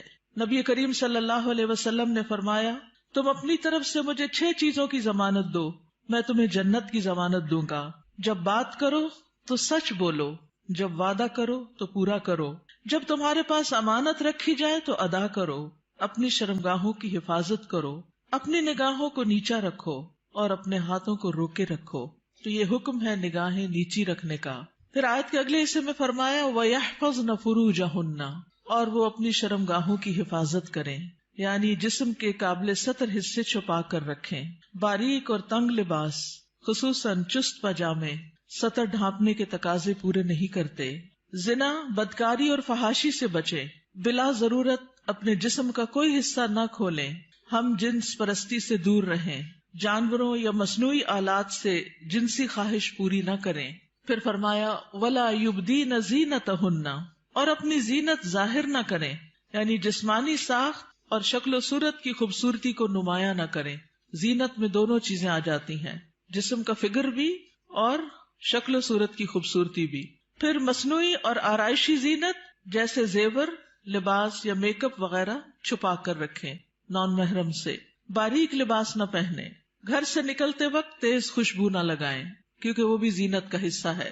رسول اللہ صلی اللہ علیہ وسلم نے فرمایا، 2 قسم کے لوگ جہنمی ہیں جنہیں میں نے نہیں دیکھا، وہ لوگ جن کے پاس بیلوں کی دموں کی طرح کے کوڑے ہوں گے جن سے وہ لوگوں کو مارتے ہوں گے، وہ عورتیں جو لباس پہن کر بھی بے لباس ہوں گی، مائل کرنے والیاں، مائل ہونے والیاں، گویا ان کے سر بختی اونٹ کے کوہان کی مانند ہوں گے، یعنی سر خاص طور پر اوپر، سروں کے اوپر مزید بالوں اور کا جوڑا بنا کے یا اونچے کر کے اس کو اٹھایا ہوا ہو۔ وہ جنت میں داخل نہ ہوگی اور نہ اس کی خوشبو پائیں گی، حالانکہ اس کی خوشبو اتنی اور اتنی دور سے آتی ہوگی۔ یہ صحیح مسلم کی روایت ہے۔ پھر فرمایا، الا ما ظہر منہا، سوائے اس کے جو اس میں سے ظاہر ہو جائے، وہ زینت جو خود بخود ظاہر ہو جائے، نہ کہ ظاہر کی جائے، مثلا چادر کا ہوا میں اڑ جانا اور زینت کا کھل جانا، وہ زینت جس کو چھپانا ممکن نہ ہو، جیسے چادر، گاؤن یا اسکارف وغیرہ۔ جسمانی ساخت میں سے دراز قد یا متناسب جسم ہونا، اس میں بھی ایک اٹریکشن ہوتی ہے، اب یہ چھپائی نہیں جا سکتی۔ سیدنا ابن مسعود اس کی تفسیر میں فرماتے ہیں، کالرداء والثیاب، جیسے چادر اور کپڑے۔ چادر جو اوپر کی چادر یا گاؤن وغیرہ ہوتا ہے، یا جو کپڑے نیچے سے نظر آ جاتے ہیں۔ یاد رہے، زینت ظاہر ہونے اور زینت ظاہر کرنے میں فرق ہے۔ ایک وہ ہے جو آپ خود کھول دیتے ہیں اور ایک وہ ہے جو اتفاق سے ہو جاتی ہے۔ پھر فرمایا، وَلْيَضْرِبْنَ بِخُمُرِهِنَّ عَلَى جُيُوبِهِنَّ، اور وہ اپنی اوڑھنیاں اپنے سینوں پہ ڈالے رکھیں۔ خمار یعنی سر کے کپڑے یا دوپٹے سے خواتین سر، بال، کان، گردن اور سینہ ڈھانپ کر رکھیں، کیونکہ کچھ خواتین جب اسکارف پہنتی ہیں تو اس کو اتنا زیادہ اسٹرولر کی طرح لپیٹنا شروع کر دیتی ہیں کہ وہ بعض اوقات تو گلے کا کچھ حصہ بھی نظر آ رہا ہوتا ہے اور سینہ تو پورا کھل جاتا ہے۔ بعض ایک پلو اوپر کر کے نقاب بنا لیتی ہیں، ان کا آدھا سینہ نظر آ رہا ہوتا ہے، یعنی آدھا ڈھانکا ہوا ہوتا ہے، آدھا نمایاں ہوتا ہے، وہ اور زیادہ اٹریکٹیو ہو جاتا ہے، زیادہ توجہ کھینچنے لگتا ہے۔ تو اس لیے اللہ کا حکم ہے کہ عورت اپنے سینے کے حسن کو چھپا کر رکھے مردوں سے، کیونکہ یہ مرد کے لیے ایک فتنہ بن جاتا ہے۔ باریک دوپٹہ جس میں سے بال اور گردن جھلک رہے ہو وہ نہ اوڑھیں۔ زمانہ جاہلیت میں عورتیں پردے کا اہتمام نہیں کرتی تھیں، بلکہ جب کوئی عورت مردوں کے پاس سے گزرتی تو اپنے سینے کو کھول کے گزرتی۔ بسا اوقات وہ اپنی گردن، بالوں کی مینڈیاں اور کانوں کی بالیاں تک ننگا کر لیتی تھی۔ کیا کیا؟ گردن، بالوں کی مینڈیاں اور کانوں کی بالیاں، ان کو نکال لیتی تھی۔ اب بھی آپ نے دیکھا ہوگا بعض اسکارف اس طرح پہنتے ہیں کہ کانوں کا زیور باہر لٹک رہا ہوتا ہے۔ لہٰذا اللہ تعالیٰ نے مومن عورتوں کو حکم دیا کہ وہ ایسے مواقع پر پردے کا اہتمام کریں۔ سیدہ عائشہ فرمایا کرتی تھی، جب یہ آیت نازل ہوئی وَلْيَضْرِبْنَ بِخُمُرِهِنَّ عَلَى جُيُوبِهِنَّ، تو ان سب نے اپنے تہہ بندوں کو کناروں سے پھاڑ کر ان کی اوڑھنیاں بنا لی، یعنی جو نیچے تہہ بند ہوتا ہے نا، جو نیچے پہنتے ہیں شلوار کی طرح، تو انہوں نے کیا کیا کہ اور اگر کپڑا نہیں ملا سر کا اس طرح چادر بنانے والا تو انہوں نے انہی کو ہی ذرا صحیح کر کے، یعنی اس کے کنارے وغیرہ کاٹ کے اس کو چادر کی شکل دے دی۔ پھر فرمایا وَلَا يُبْدِينَ زِينَتَهُنَّ إِلَّا، اور وہ اپنی زینت ظاہر نہ کرے مگر اپنے شوہروں کے لیے. آگے آ رہا ہے پسندیدہ اور مطلوب ہے کہ شوہر کے سامنے ہر طرح کی زینت کا اظہار کریں، سارا شوق یہاں پورا کریں. ٹھیک ہے، عورت اپنے شوہر کے سامنے حد درجہ اظہار زینت کر سکتی، جتنی کرنا چاہے کریں، جو کہ کسی دوسرے کے سامنے نہیں کر سکتی. یا اپنے باپوں کے لیے، باپوں میں کون کون آتا ہے؟ باپ، دادا، پردادا، نانا، پرنانا، اوپر تک آبا و اجداد جو بھی ہوں. رسول اللہ صلی اللہ علیہ وسلم نے ایک نیک عورت کے بارے میں فرمایا بہترین عورت وہ ہے کہ جب تم اسے دیکھو تو تمہیں خوش کر دے. تو شوہر کس طرح خوش ہوگا؟ جب آپ اچھے کپڑے پہنیں گے، اچھا لباس کے ساتھ، اچھا زیب و زینت، زیور، میک اپ وغیرہ میں ہوں گے. لیکن بہت سی خواتین گھر میں تو کھانا پکاتے پکاتے کپڑوں میں اس قدر کھانے کی اسمیل آ جاتی ہے اور کچن میں پسینے سے برا حال ہو جاتا ہے، اور پھر جب شوہر گھر آتا ہے تو اسی حال میں استقبال کرتی. اور پھر جب شوہر کو کھانا وغیرہ دے کے فارغ ہو کے جب اپنی سہیلی یا بازار جانا ہوتا ہے تو نہا دھو کے میک اپ وغیرہ کر کے نکل جاتی ہے، کیونکہ اب شوہر آ گیا گھر میں، وہ بچے سنبھالے گا، ہم ذرا آؤٹنگ پہ جائیں. تو یہ بالکل الٹ ہے اس حکم کے جو ہمیں دیا گیا. فرمایا بہترین عورت وہ ہے کہ جب تم اسے دیکھو تو تمہیں خوش کر دے، جب تم اسے کوئی حکم دو تو تمہاری اطاعت کرے، اور تمہاری غیر موجودگی میں اپنے نفس اور تمہارے مال کی حفاظت کرے.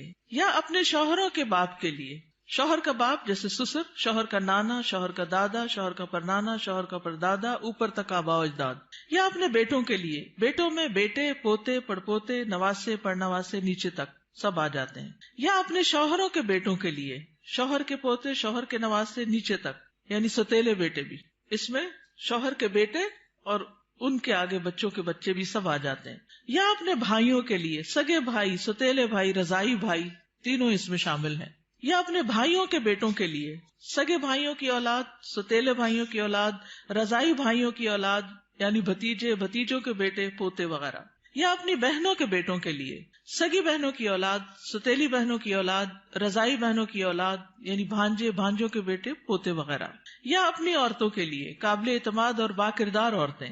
نبی کریم صلی اللہ علیہ وسلم نے فرمایا لا تباشر المرأة المرأة، پہلی تاپت پیش ہے، ٹھیک کر لیجئے. لا تباشر المرأة المرأة فتنعتها لزوجها كأنه ينظر إليها، کوئی عورت کسی عورت کے جسم کے ساتھ جسم نہ لگائے. بعض اوقات لوگ حق کر رہی ہوتی ہیں لڑکیاں ایک دوسرے کو، تو اتنا زیادہ چپک جاتی ہیں ایک دوسرے سے، یہ بھی درست نہیں. اور پھر اس طرح بھی کہ وہ اپنے شوہر سے اس کا حلیہ بیان کرے، یعنی جس طرح وہ فیل کرے اس عورت کو، پھر گھر جا کے اپنے میاں کو اس کی ساری تعریف کر کے بتائے کہ گویا وہ اسے دیکھ رہا ہے. یا تمہارے دائیں ہاتھ جن کے مالک ہوئے، لونڈیاں اور غلام مراد ہیں یہاں، لیکن جو گھریلو ملازمین ہیں یہ لونڈی غلام میں شامل نہیں ہوتے، ان سے احتیاط برتنی چاہیے. گھریلو مرد ملازمین کے ساتھ گفتگو میں محتاط رویہ اختیار کرے، جیسے ڈرائیور ہو، چوکیدار ہو، ان کے ساتھ بہت ہنس ہنس کے بات کرنے کی ضرورت نہیں. مذکورہ بالا تمام رشتوں کے سامنے زینت کا اظہار کرتے ہوئے ان کے مقام اور احترام کو پیش رکھیں. جوان بچوں کے سامنے سینہ اور گریبان کھولنے میں احتیاط برتیں، یعنی ان میں سے جو بھائی جوان ہیں یا بیٹے جوان ہیں یا پوتے وغیرہ، تو ان کے سامنے اپنے سینے کو بہت نمایاں نہ کریں، اور اسی طرح اپنے سطر کو چھپا کر رکھیں. سیدنا انس بیان کرتے ہیں کہ نبی کریم صلی اللہ علیہ وسلم فاطمہ رضی اللہ تعالی عنہا کے لیے غلام لائے جو آپ نے ان کو ہبہ کر دیا. انس رضی اللہ عنہ نے کہا کہ فاطمہ پر اس وقت ایسا کپڑا تھا جب وہ اسے اپنے سر پر اوڑھتی تو ان کے پاؤں تک نہ پہنچتا، جب وہ اسے اپنے پاؤں چھپاتی تو سر پر نہ رہتا. یاد رکھیے وہ پاؤں بھی چھپا رہی تھی. جبکہ نبی کریم صلی اللہ علیہ وسلم نے ان کی یہ الجھن دیکھی تو فرمایا بے شک تمہارے لیے کوئی حرج نہیں، تمہارے سامنے صرف تمہارے والد اور تمہارا غلام ہے. اس غلام کا نام عبداللہ بن مسعدہ تھا. یہ فزاری تھے، سخت سیاہ فام. سیدہ فاطمہ نے انہیں پرورش کر کے آزاد کر دیا تھا رضی اللہ تعالی عنہا. اب التابعین غیر اولی الاربۃ من الرجال، یا پیروی کرنے والے غیر حاجت مند مرد، یعنی یہ کون سے مرد ہیں جن سے پردے میں نرمی اختیار کی جا سکتی ہے؟ نکاح کی حاجت نہ رکھنے والا. بعض ہوتے ہیں نا بچپن سے خاندانوں کے ساتھ لگ جاتے ہیں اور وہ پوری زندگی ایک بچوں کی طرح ہی ساتھ ہوتے ہیں، اور پھر بڑھاپے کی عمر میں ان کا کوئی اور ٹھکانہ نہیں ہوتا، تو وہ یعنی کہ گھروں میں اگر ہوتے ہیں ان کو گھر کی جو لڑکیاں ہیں وہ اپنی بیٹیوں کی طرح ہی ہوتی ہیں، اور ویسے بھی انہیں شادی کا کوئی شوق نہیں ہوتا. عورتوں سے رغبت نہ رکھنے والا، بدھو قسم کا، بے وقوف بدھو جس میں شہوت نہ ہو، بالکل بوڑھا. بعض اوقات ایسے بچے ہوتے ہیں نا اسپیشل بچے کہ جن کو کوئی مینٹلی ان کو کوئی سمجھ نہیں ہوتی، جنسی خواہشات سے آری. مخنث اور ہجڑے جن میں کوئی شہوت نہ ہو، یہ یاد رکھیے، کیونکہ بعض ہجڑے جو ہیں ان کے اندر سب کچھ ڈیولپڈ ہوتا ہے، لیکن ان افراد کے سامنے زینت کا اظہار کرتے ہوئے بھی احتیاط کا دامن نہ چھوڑیں، پھر بھی محتاط رہیں۔ غیر اولی الاربا سے مراد وہ بے خبر ہے جس میں شہوت نہ ہو، یہ سیدنا ابن عباس کا قول ہے۔ اب الطفل الذین لم یظہروا علی عورات النساء، یا وہ بچے جو عورتوں کی چھپی ہوئی باتوں سے ابھی واقف نہیں ہوئے، نابالغ بچے جن کا جنسی شعور بیدار نہ ہوا ہو، جو کم عمری کی وجہ سے عورتوں کے حالات اور مخصوص اوصاف سے واقف نہ ہو، جن کو کوئی سمجھ نہ ہو پیریڈز کیا ہوتے ہیں، اور یعنی ابھی ان کی عورتوں سے متعلق جو خاص باتیں ہیں ان کو سمجھ نہ ہو۔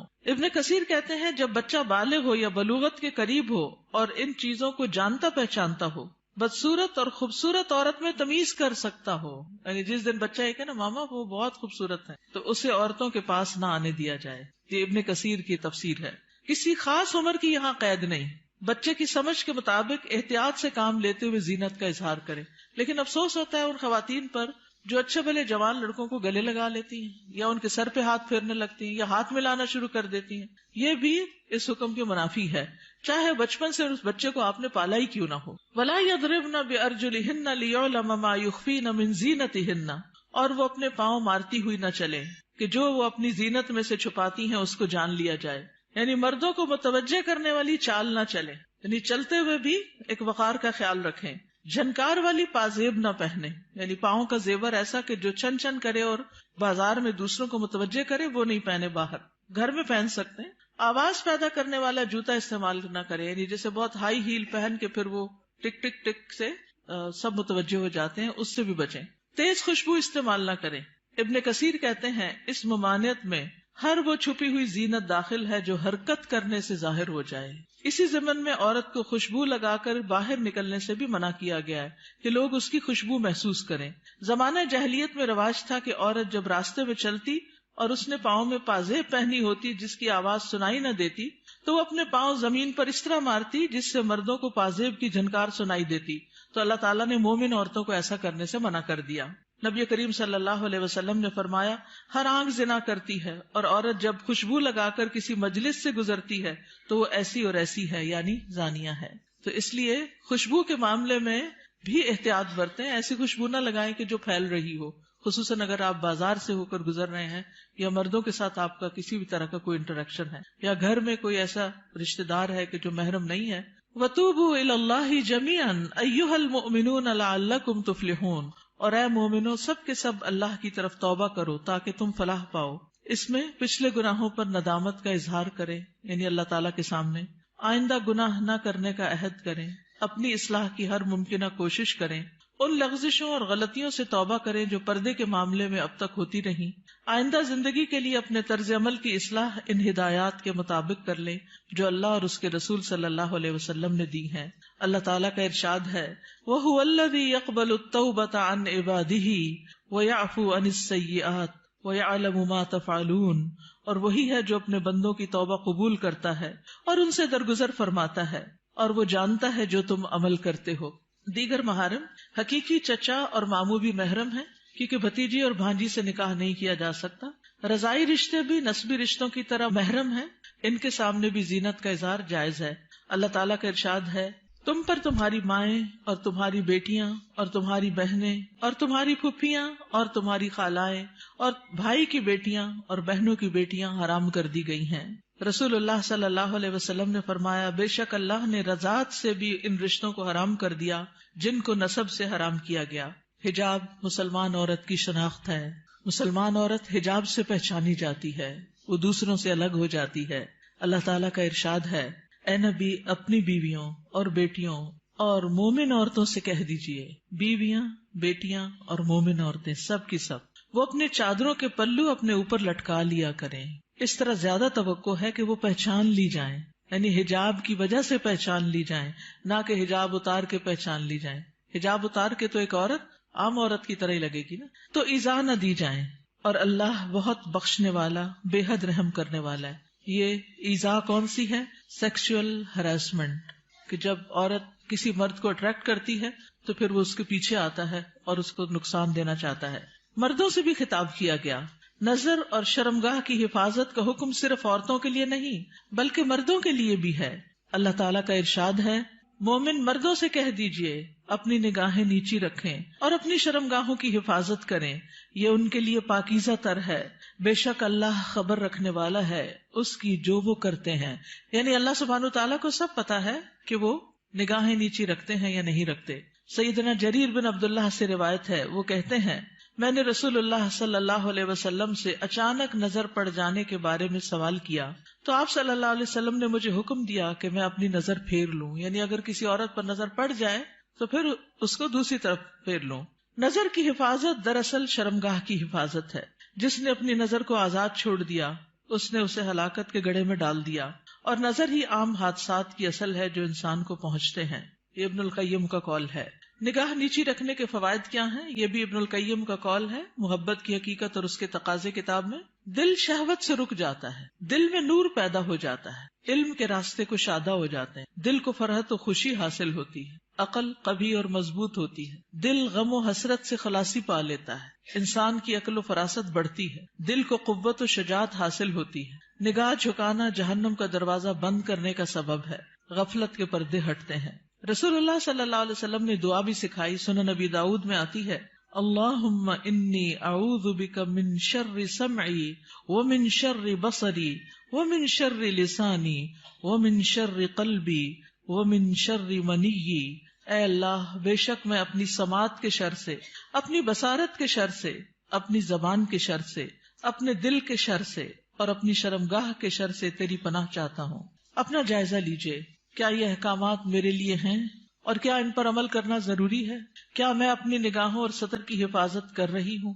کیا میں اپنے خمار یا دوپٹے کو اپنے سینے پر ڈالتی ہوں؟ کیا میں اپنی زینت کو چھپانے کا اہتمام کرتی ہوں؟ یاد رکھیے ہمارا معاملہ کسی انسان کے ساتھ نہیں، رب العالمین کے ساتھ ہے، جو علم بھی رکھتا ہے اور ہر چیز کے بارے میں باخبر بھی ہے. نظر کے بارے میں کچھ اشعار ہیں. کل حوادث مبدأها من النظر، تمام حوادث کی ابتدا نظر سے ہوتی ہے. یعنی جو عشق و عاشقی کے سلسلے چل پڑتے ہیں اور انسانوں کو بعض اوقات انتہائی بیمار کر دیتے ہیں کہ وہ کسی قابل نہیں رہتے، اس کی ابتدا نظر سے ہی ہوتی ہے. وَمُعْظَمُ النَّارِ مُسْتَصْغَرُ الشَّرَرِ، اور چھوٹی چنگاری سے بھی زبردست آگ بھڑک اٹھتی ہے. نَظَرٌ فَابْتِسَامَةٌ فَسَلَامٌ، پہلے نظر، پھر مسکراہٹ، پھر سلام. فَكَلَامٌ فَمَوْعِدٌ فَلِقَاءٌ، پھر بات چیت، پھر ملاقات کا وعدہ. اور پھر اس کے بعد اللہ کے حکم کی نافرمانی میں انسان جا پڑتا ہے. اللہ سبحانہ تعالی ہمیں ایمان عطا کرے، حیا عطا کرے اور اس حکم پر عمل کی توفیق عطا کرے. آخری صفحے پر ہے، رسول اللہ صلی اللہ علیہ وسلم نے فرمایا، حیا ایمان میں سے ہے اور ایمان جنت میں لے جاتا ہے، جبکہ بے حیائی کوڑا کرکٹ ہے اور کوڑا کرکٹ آگ میں جاتا ہے. یہ کتاب آپ کے لیے تحفہ ہے. کیوں تحفہ ہے؟ تاکہ ہم اس پر عمل کریں اور کیا کریں؟ آگے بھی پہنچائیں. صرف اپنے آپ کو بچانا کسی شر سے، کسی نقصان سے کافی نہیں. اس کا ایک محرک یہ بھی تھا اس چھوٹے سے پمفلٹ کو لکھنے کا کہ بہت دفعہ مجھے خود یہ سننے کو ملا، بتایا گیا کہ کہاں ہے قرآن میں پردے کا حکم. آپ اپنے کالج میں، یونیورسٹی میں کولیگ سے بات کریں تو کہیں گے کہاں لکھا ہے قرآن میں؟ تو کوئی نہیں پردے کا حکم، یہ تو تم لوگوں نے خود ہی گاؤن سکارف چڑھا لی. تو اگر یہ چھوٹی سی کتاب آپ کے پاس ہوگی تو فوراً دلیل نکالنا آپ کے لیے آسان ہو. ٹھیک ہے، آپ میں سے کوئی کچھ کہنا چاہتا ہے؟ آپ کی وجہ سے اگر ایک خاتون بھی اپنے اس حکم پر عمل کر لیتی ہیں تو آپ کے لیے صدقہ جاریہ ہوگا. کم از کم 2 لوگوں کے ساتھ مل کے یہ کتاب ضرور پڑھ لیجیے. استاذہ ایک بات دل میں آ رہی تھی، ایک پیج نمبر اس پہ ہے نا کہ نگاہ نیچی رکھنے کے فوائد.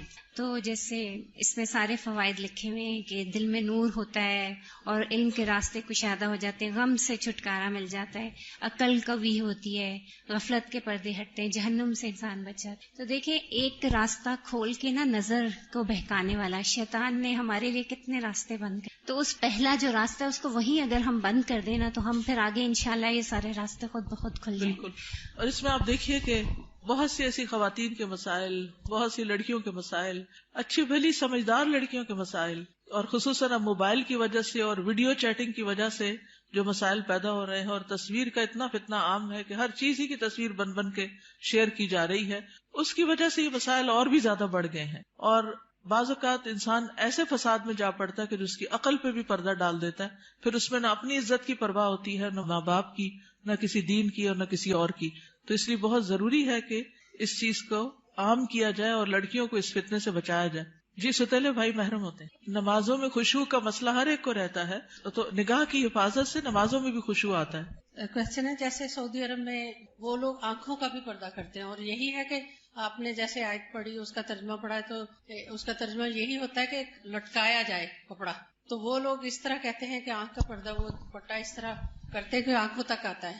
تو اس میں آپ کیا کہیں گے؟ اور دوسرا یہ کہ ان کا جو گاؤن ہے وہ پاؤں کے نیچے تک ہوتا ہے، کیا یہ حالات؟ جی گاؤن نیچے تک ہونا چاہیے، ٹخنے ننگے نہیں ہونے چاہیے. اور ابھی یہ زمین کو جو ٹچ کر رہا ہوتا ہے. جی تو آنکھ کے پردے میں آپ کیا کہتے ہیں اس میں؟ جس طرح وہ لوگ کرتے ہیں جی، جتنا انسان اپنے آپ کو ڈھانک سکے اتنا ہی بہتر ہے. مطلب وہ لوگ پلہ جو ہے اوپر کر کے کرتے ہیں، لیکن ہمارے یہاں ایسا کوئی دیکھیے ہمارے یہاں بھی جب میں چھوٹی ہوتی تھی تو اس وقت جو نقاب ہوتا تھا وہ پورے جارجٹ کے کپڑوں کا وہ نیچے ڈالتے تھے. میں خود یونیورسٹی میں، پنجاب یونیورسٹی میں جب میں پڑھتی تھی تو میرے اپنے نقاب اسی طرح کا لگا ہوا تھا، اور جو ینگ ٹیچرز ہوتے تھے ان کی کلاسوں میں پورا ڈال کے بیٹھتی تھی، سامنے نہیں دیکھتی تھی. یہ پیج نمبر 4 پہ نا لاسٹ میں ہے، یا غضضن من ابصارہن، بالکل لاسٹ میں، اور اپنے ہاتھوں کو روکے رکھو. یہ مجھے تھوڑا سا یعنی یہ حدیث ہے نا جس میں بہت سی چیزوں کے روکنے کی بات ہے. مسلمان وہ ہوتا ہے نا جس کے ہاتھ اور زبان سے دوسرے محفوظ رہیں. ہاتھوں کو روکے رکھو شر سے، کسی کو تکلیف دینے سے. خاص طور پر عورتوں کو سوچنا چاہیے اس موقع پر. چلے آپ نے ہاتھ کا ذکر کر ہی دیا، وہ مائیں اللہ کو کیا حساب دیں گی جو بات بے بات پر اور شوہر سے بھی ناراضگی اور کسی اور کے ساتھ بھی جو انبن ساس کا بھی غصہ سارا بچوں پہ نکالتی، بات بات پہ بچوں کی پٹائی کرتی ہیں. آج ہی ایک بچی نے مجھے تقریباً 7 منٹ کا میسج بھیجا جس میں رو رو کے وہ ذکر کر رہی تھی کہ میں بچپن سے اپنی ماں سے کس طرح پٹتی آ رہی ہوں، کہ اگر اس کے ہاتھ میں ڈنڈا ہے تو اس نے ڈنڈا مار دیا، ہتھوڑی ہے تو ہتھوڑی مار دی، دیگچا ہے تو دیگچا مار دیا. اور چھوٹی موٹی گالیاں بھی نہیں، اگر ہم کسی وجہ سے اوپر چڑھ گئے تو کہا طوائف ہو تم بھی کوٹھے پہ بیٹھو گی. اور اس قدر غلیظ لینگویج کہ میں پریشان ہوگی سن کے کہ ہمارے مسلمان معاشرے میں ایسی مائیں بھی ہیں. تو یہ ہے ہاتھوں کو روکنے کا مطلب کہ جس پر ہاتھ چلانے کا بس چلتا ہو اس سے اپنے آپ کو روک کے رکھیں. چھوٹی چھوٹی باتوں میں بال کھینچ دینا، کان مروڑ دینا، ہاتھ مروڑ دینا، دھکا دے دینا، اٹھا کے پٹخا کے بچے کو پھینکنا، اس سب کا حساب دینا ہوگا. یہ ظلم کی بدترین قسم ہے اور اس سے پرہیز کرنا چاہیے. چلیے آج کے دن سیٹرڈے کو ہم فقہ القلوب پڑھتے ہیں، اور میرا بالکل دل نہیں چاہتا کہ ہم فقہ القلوب کو چھوڑ دیں، کیونکہ اس کتاب سے میں نے بہت کچھ سیکھا ہے اور یہ بہت زیادہ ایمان کو بڑھانے والی ہے. تو برکت کے لیے تھوڑا سا آپ سب کے ساتھ بھی شیئر کرتی ہوں تاکہ آپ بھی اس کو شروع کر لیں، کیونکہ فقہ القلوب جو ہے وہ قلب سے تعلق رکھتی ہے، اور جب تک قلب کی اصلاح نہ ہو تو باقی اعضاء کی ہو نہیں سکتی. پیج 719. کچھ لوگ پچھلے سال آپ میں سے ہمارے ساتھ فقہ القلوب میں شریک ہوتے تھے اور پھر وہ چلے گئے تو ان کا فقہ القلوب بھی چھوٹ گیا. تو میں چاہوں گی کہ وہ دوبارہ سے شروع کر لیں، اور جو ساتھ چلتے رہے وہ تقریباً 100 پیجز تو سال میں میرے خیال ہو ہی گئے ہیں. فل ایمان محلہ القلب، تو ایمان کا مقام دل ہے.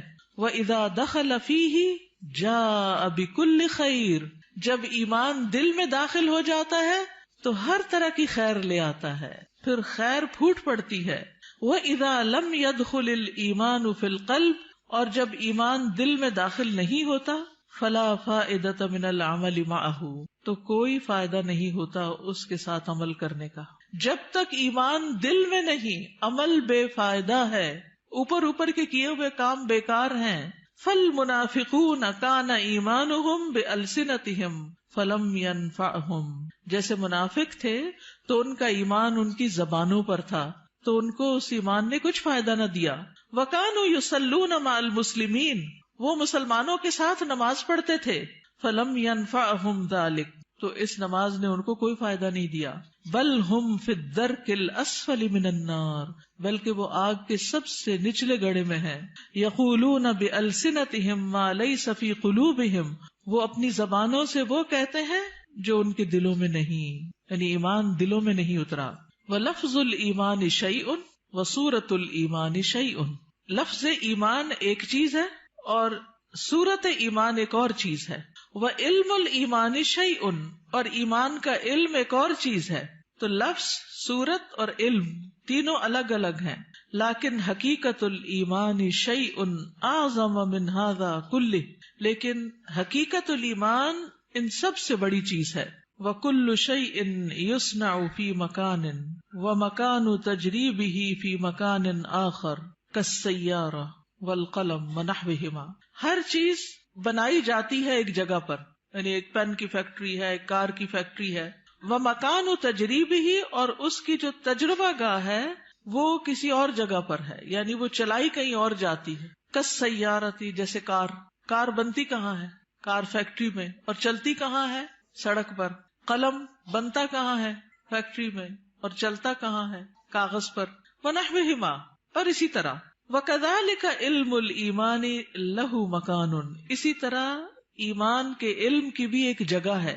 وَمَكَانُ مَعْرِفَتِهِ وَتَجْرِيبِهِ لَهُ مَيْدَانٌ آخر، اور اس کی پہچان کی جگہ اور اس کے تجربے کی جگہ ایک اور ہے. وَذَلِكَ لَا يَتِمُّ وَلَا يَحْصُلُ إِلَّا بِالْمُجَاهَدَةِ وَالتَّضْحِيَةِ بِكُلِّ شَيْءٍ، اور یہ پورا نہیں ہوتا اور حاصل نہیں ہوتا مگر سخت محنت سے اور قربانی سے، جو ہر چیز کی ہوتی ہے، من اجل الحصول علیہ، اس چیز کو حاصل کرنے کے لیے. فَهُوَ أَغْلَى شَيْءٌ فِي الدُّنْيَا وَالْآخِرَةِ، تو وہ دنیا اور آخرت میں سب سے زیادہ قیمتی چیز ہے. وَطَرِيقُ الْإِيمَانِ تَعِبَ فِيهِ آدم، ایمان کا جو راستہ ہے اس میں آدم علیہ السلام بھی تھکے تھے. کیا ہوا تھا ان کے ساتھ؟ جب ان کو امتحان میں ڈالا گیا، تجربہ گاہ میں ڈالا گیا، ٹیسٹ میں ڈالا گیا، تو شیطان نے ان کو ورغلا لیا. وَنَاحَ لِأَجَلِهِ نُوحٌ، اور مورن کیا یا غم کیا اسی کی وجہ سے نوح علیہ السلام نے. وَرُمِيَ فِي النَّارِ الْخَلِيلِ، اور آگ میں پھینکے گئے خلیل اللہ ابراہیم علیہ السلام. وَاسْتَجَعَ لِلذَّبْحِ اسماعیل، اور لیٹے ذبح ہونے کے لیے اسماعیل علیہ السلام. وَبِيعَ وَسُجِنَ یوسف، اور بیچے گئے اور قید کیے گئے یوسف علیہ السلام. وَنُشِرَ بِالْمِنشَارِ زکریا، اور آرے سے چیرے گئے زکریا علیہ السلام. وَذُبِحَ بِالسِّكِّينِ یحییٰ، اور چھری کے ساتھ ذبح کیے گئے یحییٰ علیہ السلام. وَقَاسَ الضُّرُّ ایوب، اور بیماری کو سفر کیا، قاسا کا معنی سفرڈ، الضر بیماری کو ایوب علیہ السلام نے. وزاد فی البکاء داود، اور کثرت سے روئے داود علیہ السلام. وسار مع الوحش عیسیٰ علیہ السلام، اور وحشی کے ساتھ عیسیٰ علیہ السلام چلے. یہ کیا قصہ ہے؟ کہا جاتا ہے کہ عیسیٰ علیہ السلام جب مصر میں تھے اور یوسف النجار ان کے ساتھ تھا تو آگے دیکھا کہ ایک شیر آ رہا ہے تو وہ ڈر گئے. عیسیٰ علیہ السلام نے کہا کہ تم مجھے شیر کے قریب کر دو اور خود نہیں قریب آنا، خود دور رہو. تو عیسیٰ علیہ السلام شیر کے رستے میں کھڑے ہو گئے. جب شیر آیا تو پوچھا ایھا الوحش، اے وحشی جانور، اس راستے میں کیوں آئے، کیوں کھڑے ہو یہاں؟ کہنے لگا کہ وہ ایک بیل ہے، مجھے اسے پکڑنا ہے. انہوں نے کہا کہ دیکھو وہ تو مساکین کا بیل ہے، اس کو چھوڑ دو، فلاں فلاں جگہ چلے جاؤ، وہاں پر ایک مردہ اونٹ ہے تو اس کو جا کے کھا لو. تو اس طرح عیسیٰ علیہ السلام کے کہنے سے وہ شیر جو تھا وہ وہاں چلا گیا اور اس شیر نے عیسیٰ علیہ السلام کی بات مان لی. لیکن شیر سے بات کرنا اور شیر کو روکنا نہیں منکر کرنا کوئی آسان کام نہیں تھا. لیکن عیسیٰ علیہ السلام نے اپنے آپ کو خطرے میں ڈال کر مسکینوں کو ان کا بیل دلوا دیا، یعنی ان کا بیل ہلاک نہیں ہوا ورنہ تو شیر کھا جاتا. تو یہ اسرائیلیات میں سے ہے یہ واقعہ. اس کی صداقت تو اللہ ہی کو معلوم ہے، لیکن ہمیں حدثوا عن بنی اسرائیل ولا حرج کے تحت بیان کر دیا گیا ہے. وعالج الفقر والاذى محمد صلی اللہ علیہ وسلم، اور فقر اور اذیتوں سے، بیماریوں سے، تکلیفوں سے محمد صلی اللہ علیہ وسلم نے ڈیل کیا. عالجہ کا مطلب تھا ڈیل کرنا. He dealt with. وَهَؤُلَاءِ هُمْ شُمُوسُ التَّوْحِيدِ وَالْإِيمَانِ، اور یہ لوگ توحید اور ایمان کے سورج ہیں، شمس کی جمع. وَنُجُومُ الْهُدَى، اور ہدایت کے ستارے.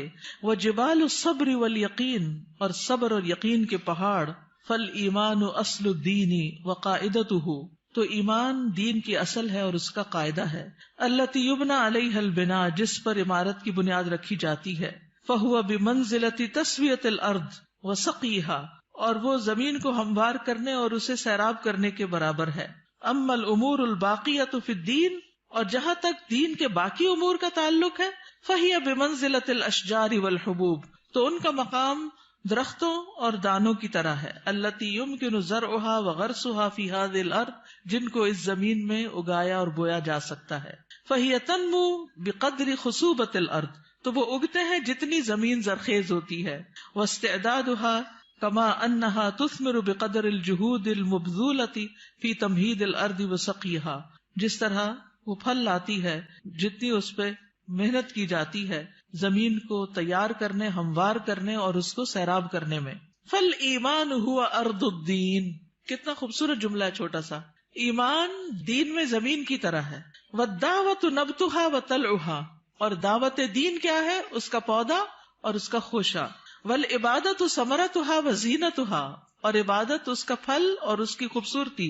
والعلم یرویها ویسقیها، علم اس پودے کو سیراب کرتا ہے اور اسے ہرا بھرا کرتا ہے. والجنۃ ورضا الرب غایتها، اور جنت اور رب کی رضا یہ اصل گول ہے، اصل غایت ہے، اصل مقصد ہے. ولا يمكن ان نحصل على حقیقت الایمان الا اذا تيقنا ان جميع المخلوقات في السماوات والارض قویها وضعیفها كالحیۃ المیتۃ. ہم ایمان کی حقیقت کو اس وقت تک نہیں پا سکتے جب تک ہمیں یقین نہ ہو کہ ساری کی ساری مخلوقات، آسمانوں کی اور زمین کی، ان کی مضبوط اور ان کی ضعیف یہ مردہ سانپ کی طرح ہے. لا تنفع ولا تضر، جو نہ فائدہ دے سکتی ہے نہ نقصان. یہ ہے اصل ایمان، ایسا یقین کہ نہ کوئی فائدہ دے سکتا نہ کوئی نقصان دے سکتا ہے. مگر مردہ سانپ سے تو آپ نہیں ڈرتے نا، تو لوگوں کا ڈر بھی نہیں ہونا چاہیے. لیکن جب ہم لوگوں سے ڈرتے ہیں، یعنی اس سینس میں ڈرتے ہیں کہ اگر میں نے اس کی بات نہ مانی، یہ مجھے کہہ رہا ہے حجاب اتار دو، نہیں مانی تو پھر کیا ہوگا، میرا تو بڑا نقصان ہو جائے گا، یا یہ مجھے جو کہہ رہا ہے میں اسے کر لوں ورنہ مجھے ایسا اور ایسا نقصان ہو جائے گا. تو بہت سے لوگ اللہ کی نافرمانی کے کام جو ہیں وہ صرف لوگوں کے ڈر سے کرتے رہتے ہیں کہ لوگ کیا کہیں گے. تو یاد رکھیے ساری مخلوقات مردہ سانپ کی طرح، یہ جملہ یاد رہے گا. جب یہ یاد رہے گا نا تو پھر اللہ کا حکم ماننا مشکل نہیں رہے گا. ولا تؤتی ولا تمنع الا بامر اللہ، نہ یہ دیتی ہیں نہ روکتی ہیں مگر اللہ کے حکم سے. وان کل شیء بید اللہ، اور یہ کہ ہر چیز اللہ کے ہاتھ میں ہے. وان ما سوى اللہ لیس بیدہ شیء، اور اللہ کے علاوہ جو بھی ہے اس کے ہاتھ میں کچھ نہیں. کما قال سبحانہ، جیسا کہ اللہ تعالیٰ کا فرمان ہے، الا لہ الخلق والامر تبارک اللہ رب العالمین. خبردار اللہ ہی کی ہے مخلوق اور حکم بھی اللہ ہی کا ہے، بہت بابرکت ہے اللہ جو رب ہے سارے جہانوں کا. میں یہ ضرور چاہوں گی کہ آپ اس کتاب کو پڑھیں. اگر آپ کہنے کہ اس کانوکیشن کی کوئی نصیحت ہمیں کر دیں تو میں یہی کہوں گی کہ فقہ القلوب کو شروع سے پڑھنا شروع کر دیں، تو ساری نصیحتیں آپ کو مل جائیں گی. اور یہ دراصل ایمان کو مضبوط کرنے والی کتاب ہے. کیا ہے؟ اور اگر ایمان مضبوط ہو جائے تو کیا ہوتا ہے؟ عمل آسان ہو جاتا ہے، انسان مضبوط ہو جاتا ہے. اور اس میں آپ دیکھیے یہاں پر اگلی جو بات ہے بڑی دلچسپ ہے. وہ کہتے ہیں کہ ایمان کی جو قوت ہے نا وہ دل میں ظاہر ہوتی ہے جیسے ایک بندوق کی گولی ہوتی. تو جب وہ اپنی اصل جگہ پر آ جاتی ہے تو پھر اس سے بہت کچھ ہوتا ہے. اور اگر وہ اپنی اصل جگہ پر نہیں تو کچھ بھی نہیں ہوتا، وہ کہیں بھی پڑی رہتی ہے، ایک شیشے کی گولی ہے بس. تو ایمان جب تک دل میں نہیں آتا، زبان پہ رہتا ہے تو فائدہ نہیں دیتا. تو ایمان کو لانا ہے دل میں، اور دل میں آئے گا علم کے ساتھ، اور علم کے لیے ضروری ہے فقہ القلوب. ٹھیک ہے، جزاکم اللہ خیرن. آخری اعلانات سن لیجئے. وائس کے لیے سمر کورس ہو رہا ہے، فلائر موجود ہے ریسپشن پہ. 7 مئی سے 18 رمضان تک ہے. تعلیم القرآن فار بوائز کا بھی اشتہار آ گیا ہے، نیکسٹ ایئر کا ایڈمیشن شروع ہے.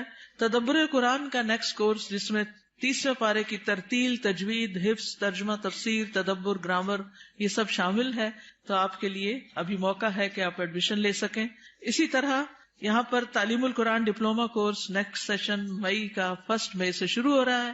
جو ابھی تک داخلہ نہیں لے پائے، سوچ ہی رہے ہیں، وہ آگے بڑھیں. اسلامی تربیتی کورس، جی ہاں، رمضان کے ساتھ دورہ قرآن کے ساتھ انشاءاللہ 14 مئی سے شروع ہو رہا ہے، 14 مئی سے 26 رمضان تک. اور اس میں دورہ قرآن بھی یہاں ہوگا اور اس کے ساتھ ساتھ اسلامی تربیتی کورس جو ہر سال ہوتا ہے وہ بھی ہوگا. اور پی سی میں بھی انشاءاللہ دورہ قرآن ہوگا، جس کے پیچھے پوری لسٹ ہے کہ کہاں کہاں پنڈی اور اسلام آباد میں دورہ قرآن ہو رہا ہے. تو یہ اشتہار اگر آپ کے پاس ہو تو آپ لوگوں کو دے کر دعوت دے سکتے ہیں کہ وہ ضرور شرکت کریں. سمر کورسز ہیں ہمارے بچے کا پروگرام جہاں پر ہوتا ہے اس میں الفاظ اکیڈمی میں بھی دورہ قرآن ہو رہا ہے. اور سمر کورس 2018 جیسا کہ آپ کو معلوم ہے کہ 19 فروری کو امی جان دنیا سے رخصت ہو گئی، انا للہ و انا الیہ راجعون، اللہ تعالیٰ ان کی بخشش فرمائے۔ آپ میں سے بہت سی بچیاں جو آج یہاں موجود ہیں وہ ان کو کسی نہ کسی طرح جانتی ہیں، وہ تقریباً ہر تعلیم القرآن میں ایڈمیشن لے لیتی تھیں، پھر ایک دفعہ تعلیم التجوید میں بھی لے لیا انہوں نے، پھر تدبر قرآن کو بھی اٹینڈ کرنا ایز اے لسنر شروع کر دیا۔ تو بہرحال وہ فوت ہوئی تو ان کی وفات کے موقع پر کچھ لوگوں نے اپنے تاثرات کا اظہار کیا اور پھر یہ خواہش ظاہر کی کہ نانی اماں کے اوپر ایک کتاب لکھی جائے۔ تو الحمدللہ کوثر فیض کو اللہ جزائے خیر دے، اس نے مختصر سے عرصے میں یہ کتاب لکھ لی اور الحمدللہ کتاب چھپ کر آ گئی ہے۔ تو جو گریجویٹس ہیں ان کے لیے یہ گفٹ ہے کتاب، جب آپ باہر نکلیں گے گریجویٹس، باقی جو اسٹوڈینٹس وغیرہ ہیں وہ اگر خود لے لیں تو بہت اچھا ہے۔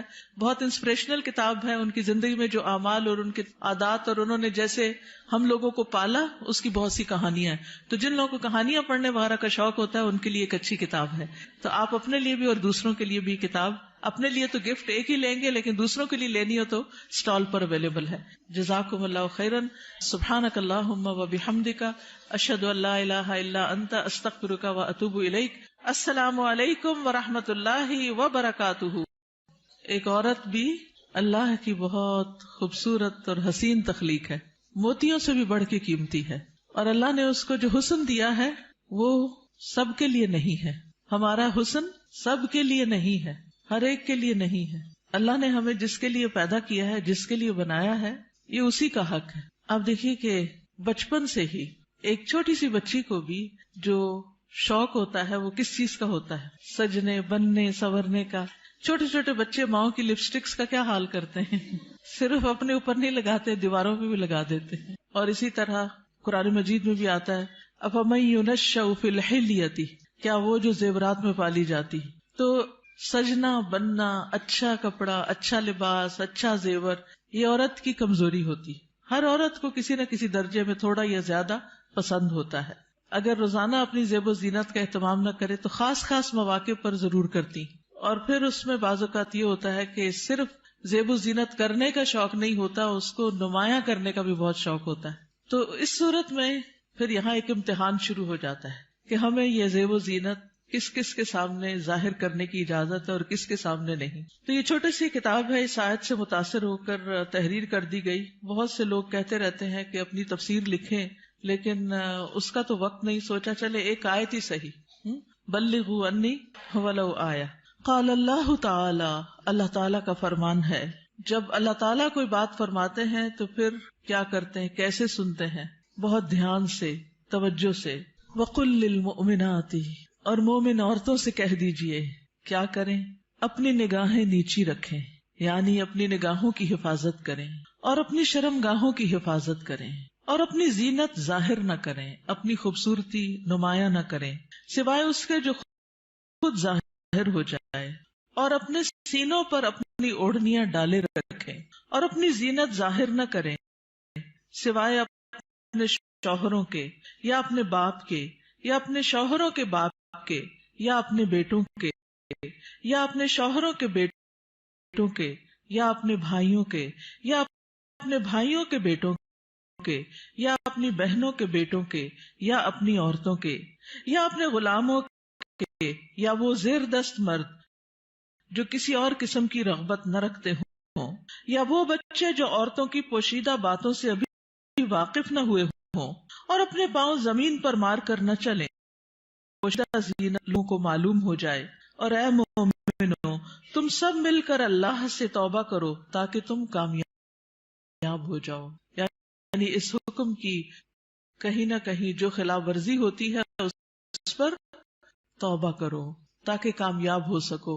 اس سے پتہ یہ چلتا ہے کہ اگر اس حکم کی خلاف ورزی کی گئی کہیں ایسا نہ ہو کہ کامیابی مخدوش ہو جائے۔ تو ارشاد ہے وَقُلْ لِلْمُؤْمِنَاتِ، اسے کہہ دیجئے، پیج 3 ہوتی ہیں جو ایمان لانے والی ہیں کہ رسول محمد صلی اللہ علیہ وسلم کا حکم دل سے مان لینے والی ہیں، ماننے کے بعد بات پر عمل کرنے والی ہیں، اللہ سے اپنی محبت کے دعوے کو سچ کر دکھانے والی ہیں۔ اللہ تعالیٰ کا ارشاد ہے، بے شک مسلمان مرد اور مسلمان عورتیں اور مومن مرد اور مومن عورتیں اور فرما بردار مرد اور فرما بردار عورتیں اور سچے مرد اور سچی عورتیں اور صبر کرنے والی عورتیں اور عاجزی اختیار کرنے والے مرد اور عاجزی عورتیں اور صدقہ کرنے والے مرد اور صدقے اور روزہ دار مرد اور روزہ دار عورتیں اور اپنی شرمگاہوں کی حفاظت کرنے والے مرد اور حفاظت کرنے والی عورتیں اور اللہ کا بہت زیادہ ذکر کرنے والے مرد اور ذکر کرنے والی عورتیں، اللہ نے مغفرت اور بہت بڑا اجر تیار کر رکھا ہے اور کے لیے ہے ان صفات کے حامل مومن مردوں. اور تو ارشاد ہے وَقُلْ لِلْمُؤْمِنَاتِ، کیا ارشاد؟ پیج پر یغضضن من ابصارہن، کہ وہ اپنی نگاہیں نیچی رکھیں. کیا مطلب ہے اس کا؟ کہ حرام ڈالیں یا عورت کا سے فحش میں یہاں کلمنی آنکھوں کی زبان. جب بات کرو تو سچ بولو، جب وعدہ کرو تو پورا کرو، جب تمہارے پاس امانت رکھی جائے تو ادا کرو، اپنی شرمگاہوں کی حفاظت کرو، اپنی نگاہوں کو نیچا رکھو اور اپنے ہاتھوں کو روکے رکھو. تو یہ حکم ہے نگاہیں نیچی رکھنے کا. پھر آیت کے اگلے حصے میں فرمایا وَيَحْفَظْنَ فُرُوجَهُنَّ، اور وہ اپنی شرمگاہوں کی حفاظت کریں، یعنی جسم کے قابل ستر حصے چھپا کر رکھیں. باریک اور تنگ لباس خصوصاً چست پاجامے سطر ڈھانپنے کے تقاضے پورے نہیں کرتے. زنا، بدکاری اور فحاشی سے بچیں. بلا ضرورت اپنے جسم کا کوئی حصہ نہ کھولیں. ہم جنس پرستی سے دور رہیں. جانوروں یا مصنوعی آلات سے جنسی کریں. پھر فرمایا وَلَا يُبْدِينَ زِينَتَهُنَّ، اور اپنی زینت ظاہر نہ کریں، یعنی جسمانی ساخت اور شکل و صورت کی خوبصورتی کو نمایاں نہ کریں. زینت میں دونوں چیزیں آ جاتی ہیں، جسم کا فکر اور شکل و صورت کی خوبصورتی. اور آرائشی زینت جیسے زیور، لباس یا میک اپ وغیرہ چھپا کر رکھیں. نان سے باریک لباس نہ پہنے. گھر سے نکلتے وقت تیز خوشبو نہ لگائیں کیونکہ وہ بھی زینت کا حصہ ہے. رسول اللہ صلی اللہ علیہ وسلم نے فرمایا 2 قسم کے لوگ جہنمی ہیں جنہیں میں نے نہیں دیکھا. پاس بیلوں کی دموں کی جن سے وہ لوگوں کو مارتے ہوں گے. وہ عورتیں بھی بے لباس ہوں گی، مائل کرنے والیاں، مائل ہونے والیاں، گویا ان کے سر بختی اونٹ کے کوہان کی مانند ہو، خاص طور پر اوپر سروں کے اوپر مزید بالوں بنا کے یا اونچے کر کے اس کو اٹھایا ہوا ہو. وہ ہوگی اور نہ اس کی خوشبو پائیں گی، حالانکہ اس کی خوشبو اتنی اور اتنی دور سے آتی ہوگی. یہ صحیح مسلم کی روایت ہے. پھر فرمایا الا ما ظہر منہا، سوائے اس کے جو اس میں سے ظاہر ہو جائے. وہ زینت جو خود بخود ظاہر ہو جائے، نہ کہ ظاہر کی جائے، مثلا جانا اور زینت کا کھل جانا. وہ زینت جس کو چھپانا ممکن نہ ہو، جیسے چادر، گاؤں. جسمانی ساخت میں سے دراز قد یا متناسب جسم ہونا، اس میں بھی ایک اٹریکشن ہوتی ہے، اب یہ چھپائی نہیں جا سکتی. سیدنا ابن مسعود اس کی تفسیر میں فرماتے ہیں کر رداء و، چادر اور کپڑے.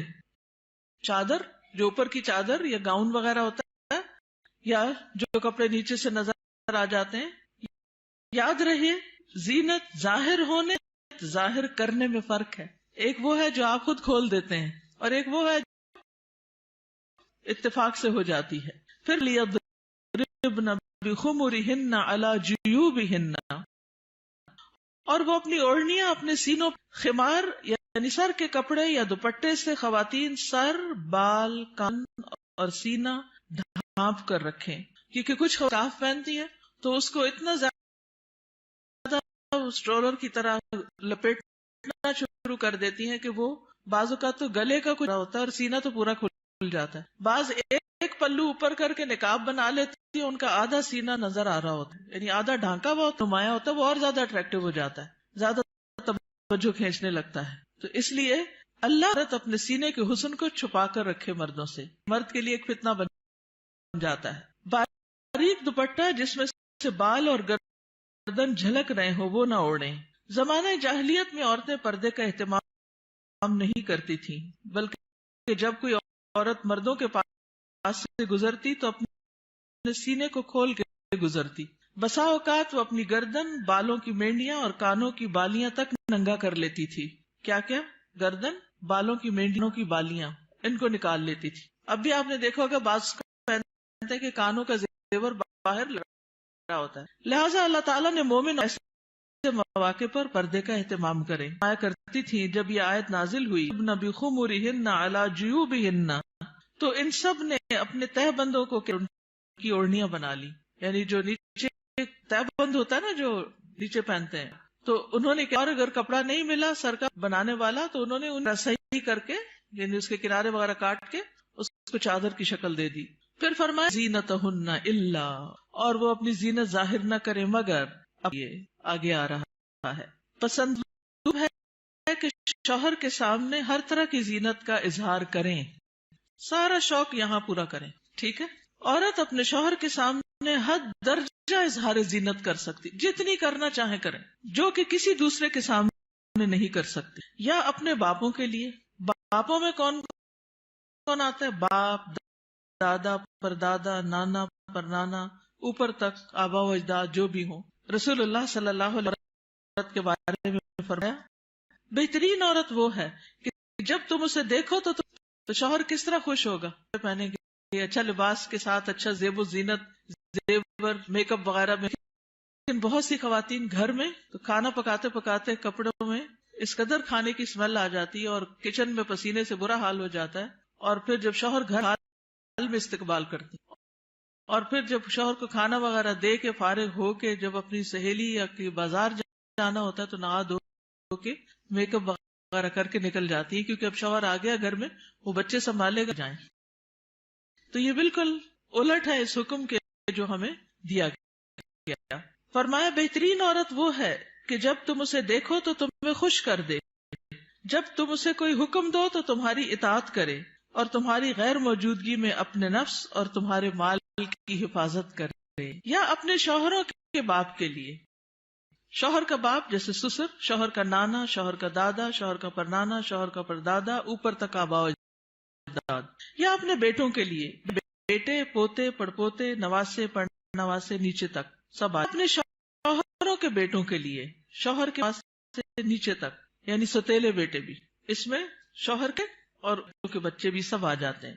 یا اپنے بھائیوں کے لیے، ستیلے تینوں اس میں شامل. اپنے بھائی کے لیے، بھائیوں کی اولاد، رضائی بہن بیٹوں کے لیے کی اولاد، رضائی بہنوں بھائی بیٹے. یا اپنی عورتوں کے لیے، قابل اعتماد اور بردار عورتیں. اللہ علیہ وسلم نے فرمایا شر المرأة، پہلی طاقت کر لی، شر المرأة فتن کا الیہا، کسی اور ساتھ وقت کر رہی ہوتی ہیں، اتنا زیادہ چپک جاتی ہیں ایک دوسرے سے، یہ بھی درست نہیں.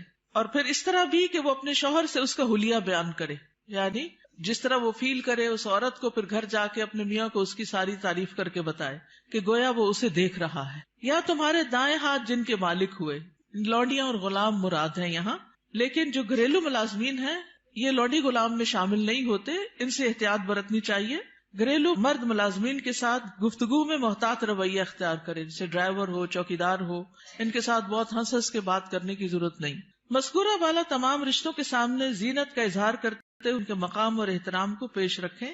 جوان بچوں کے سامنے سینہ اور گریبان کھولنے میں احتیاط برتیں، یعنی ان میں سے جو بھائی جوان ہیں یا بیٹے جوان ہیں یا پوتے وغیرہ، تو ان کے سامنے اپنے سینے کو بہت نمایاں نہ کریں، اور اسی طرح اپنے سطر کو چھپا کر رکھیں.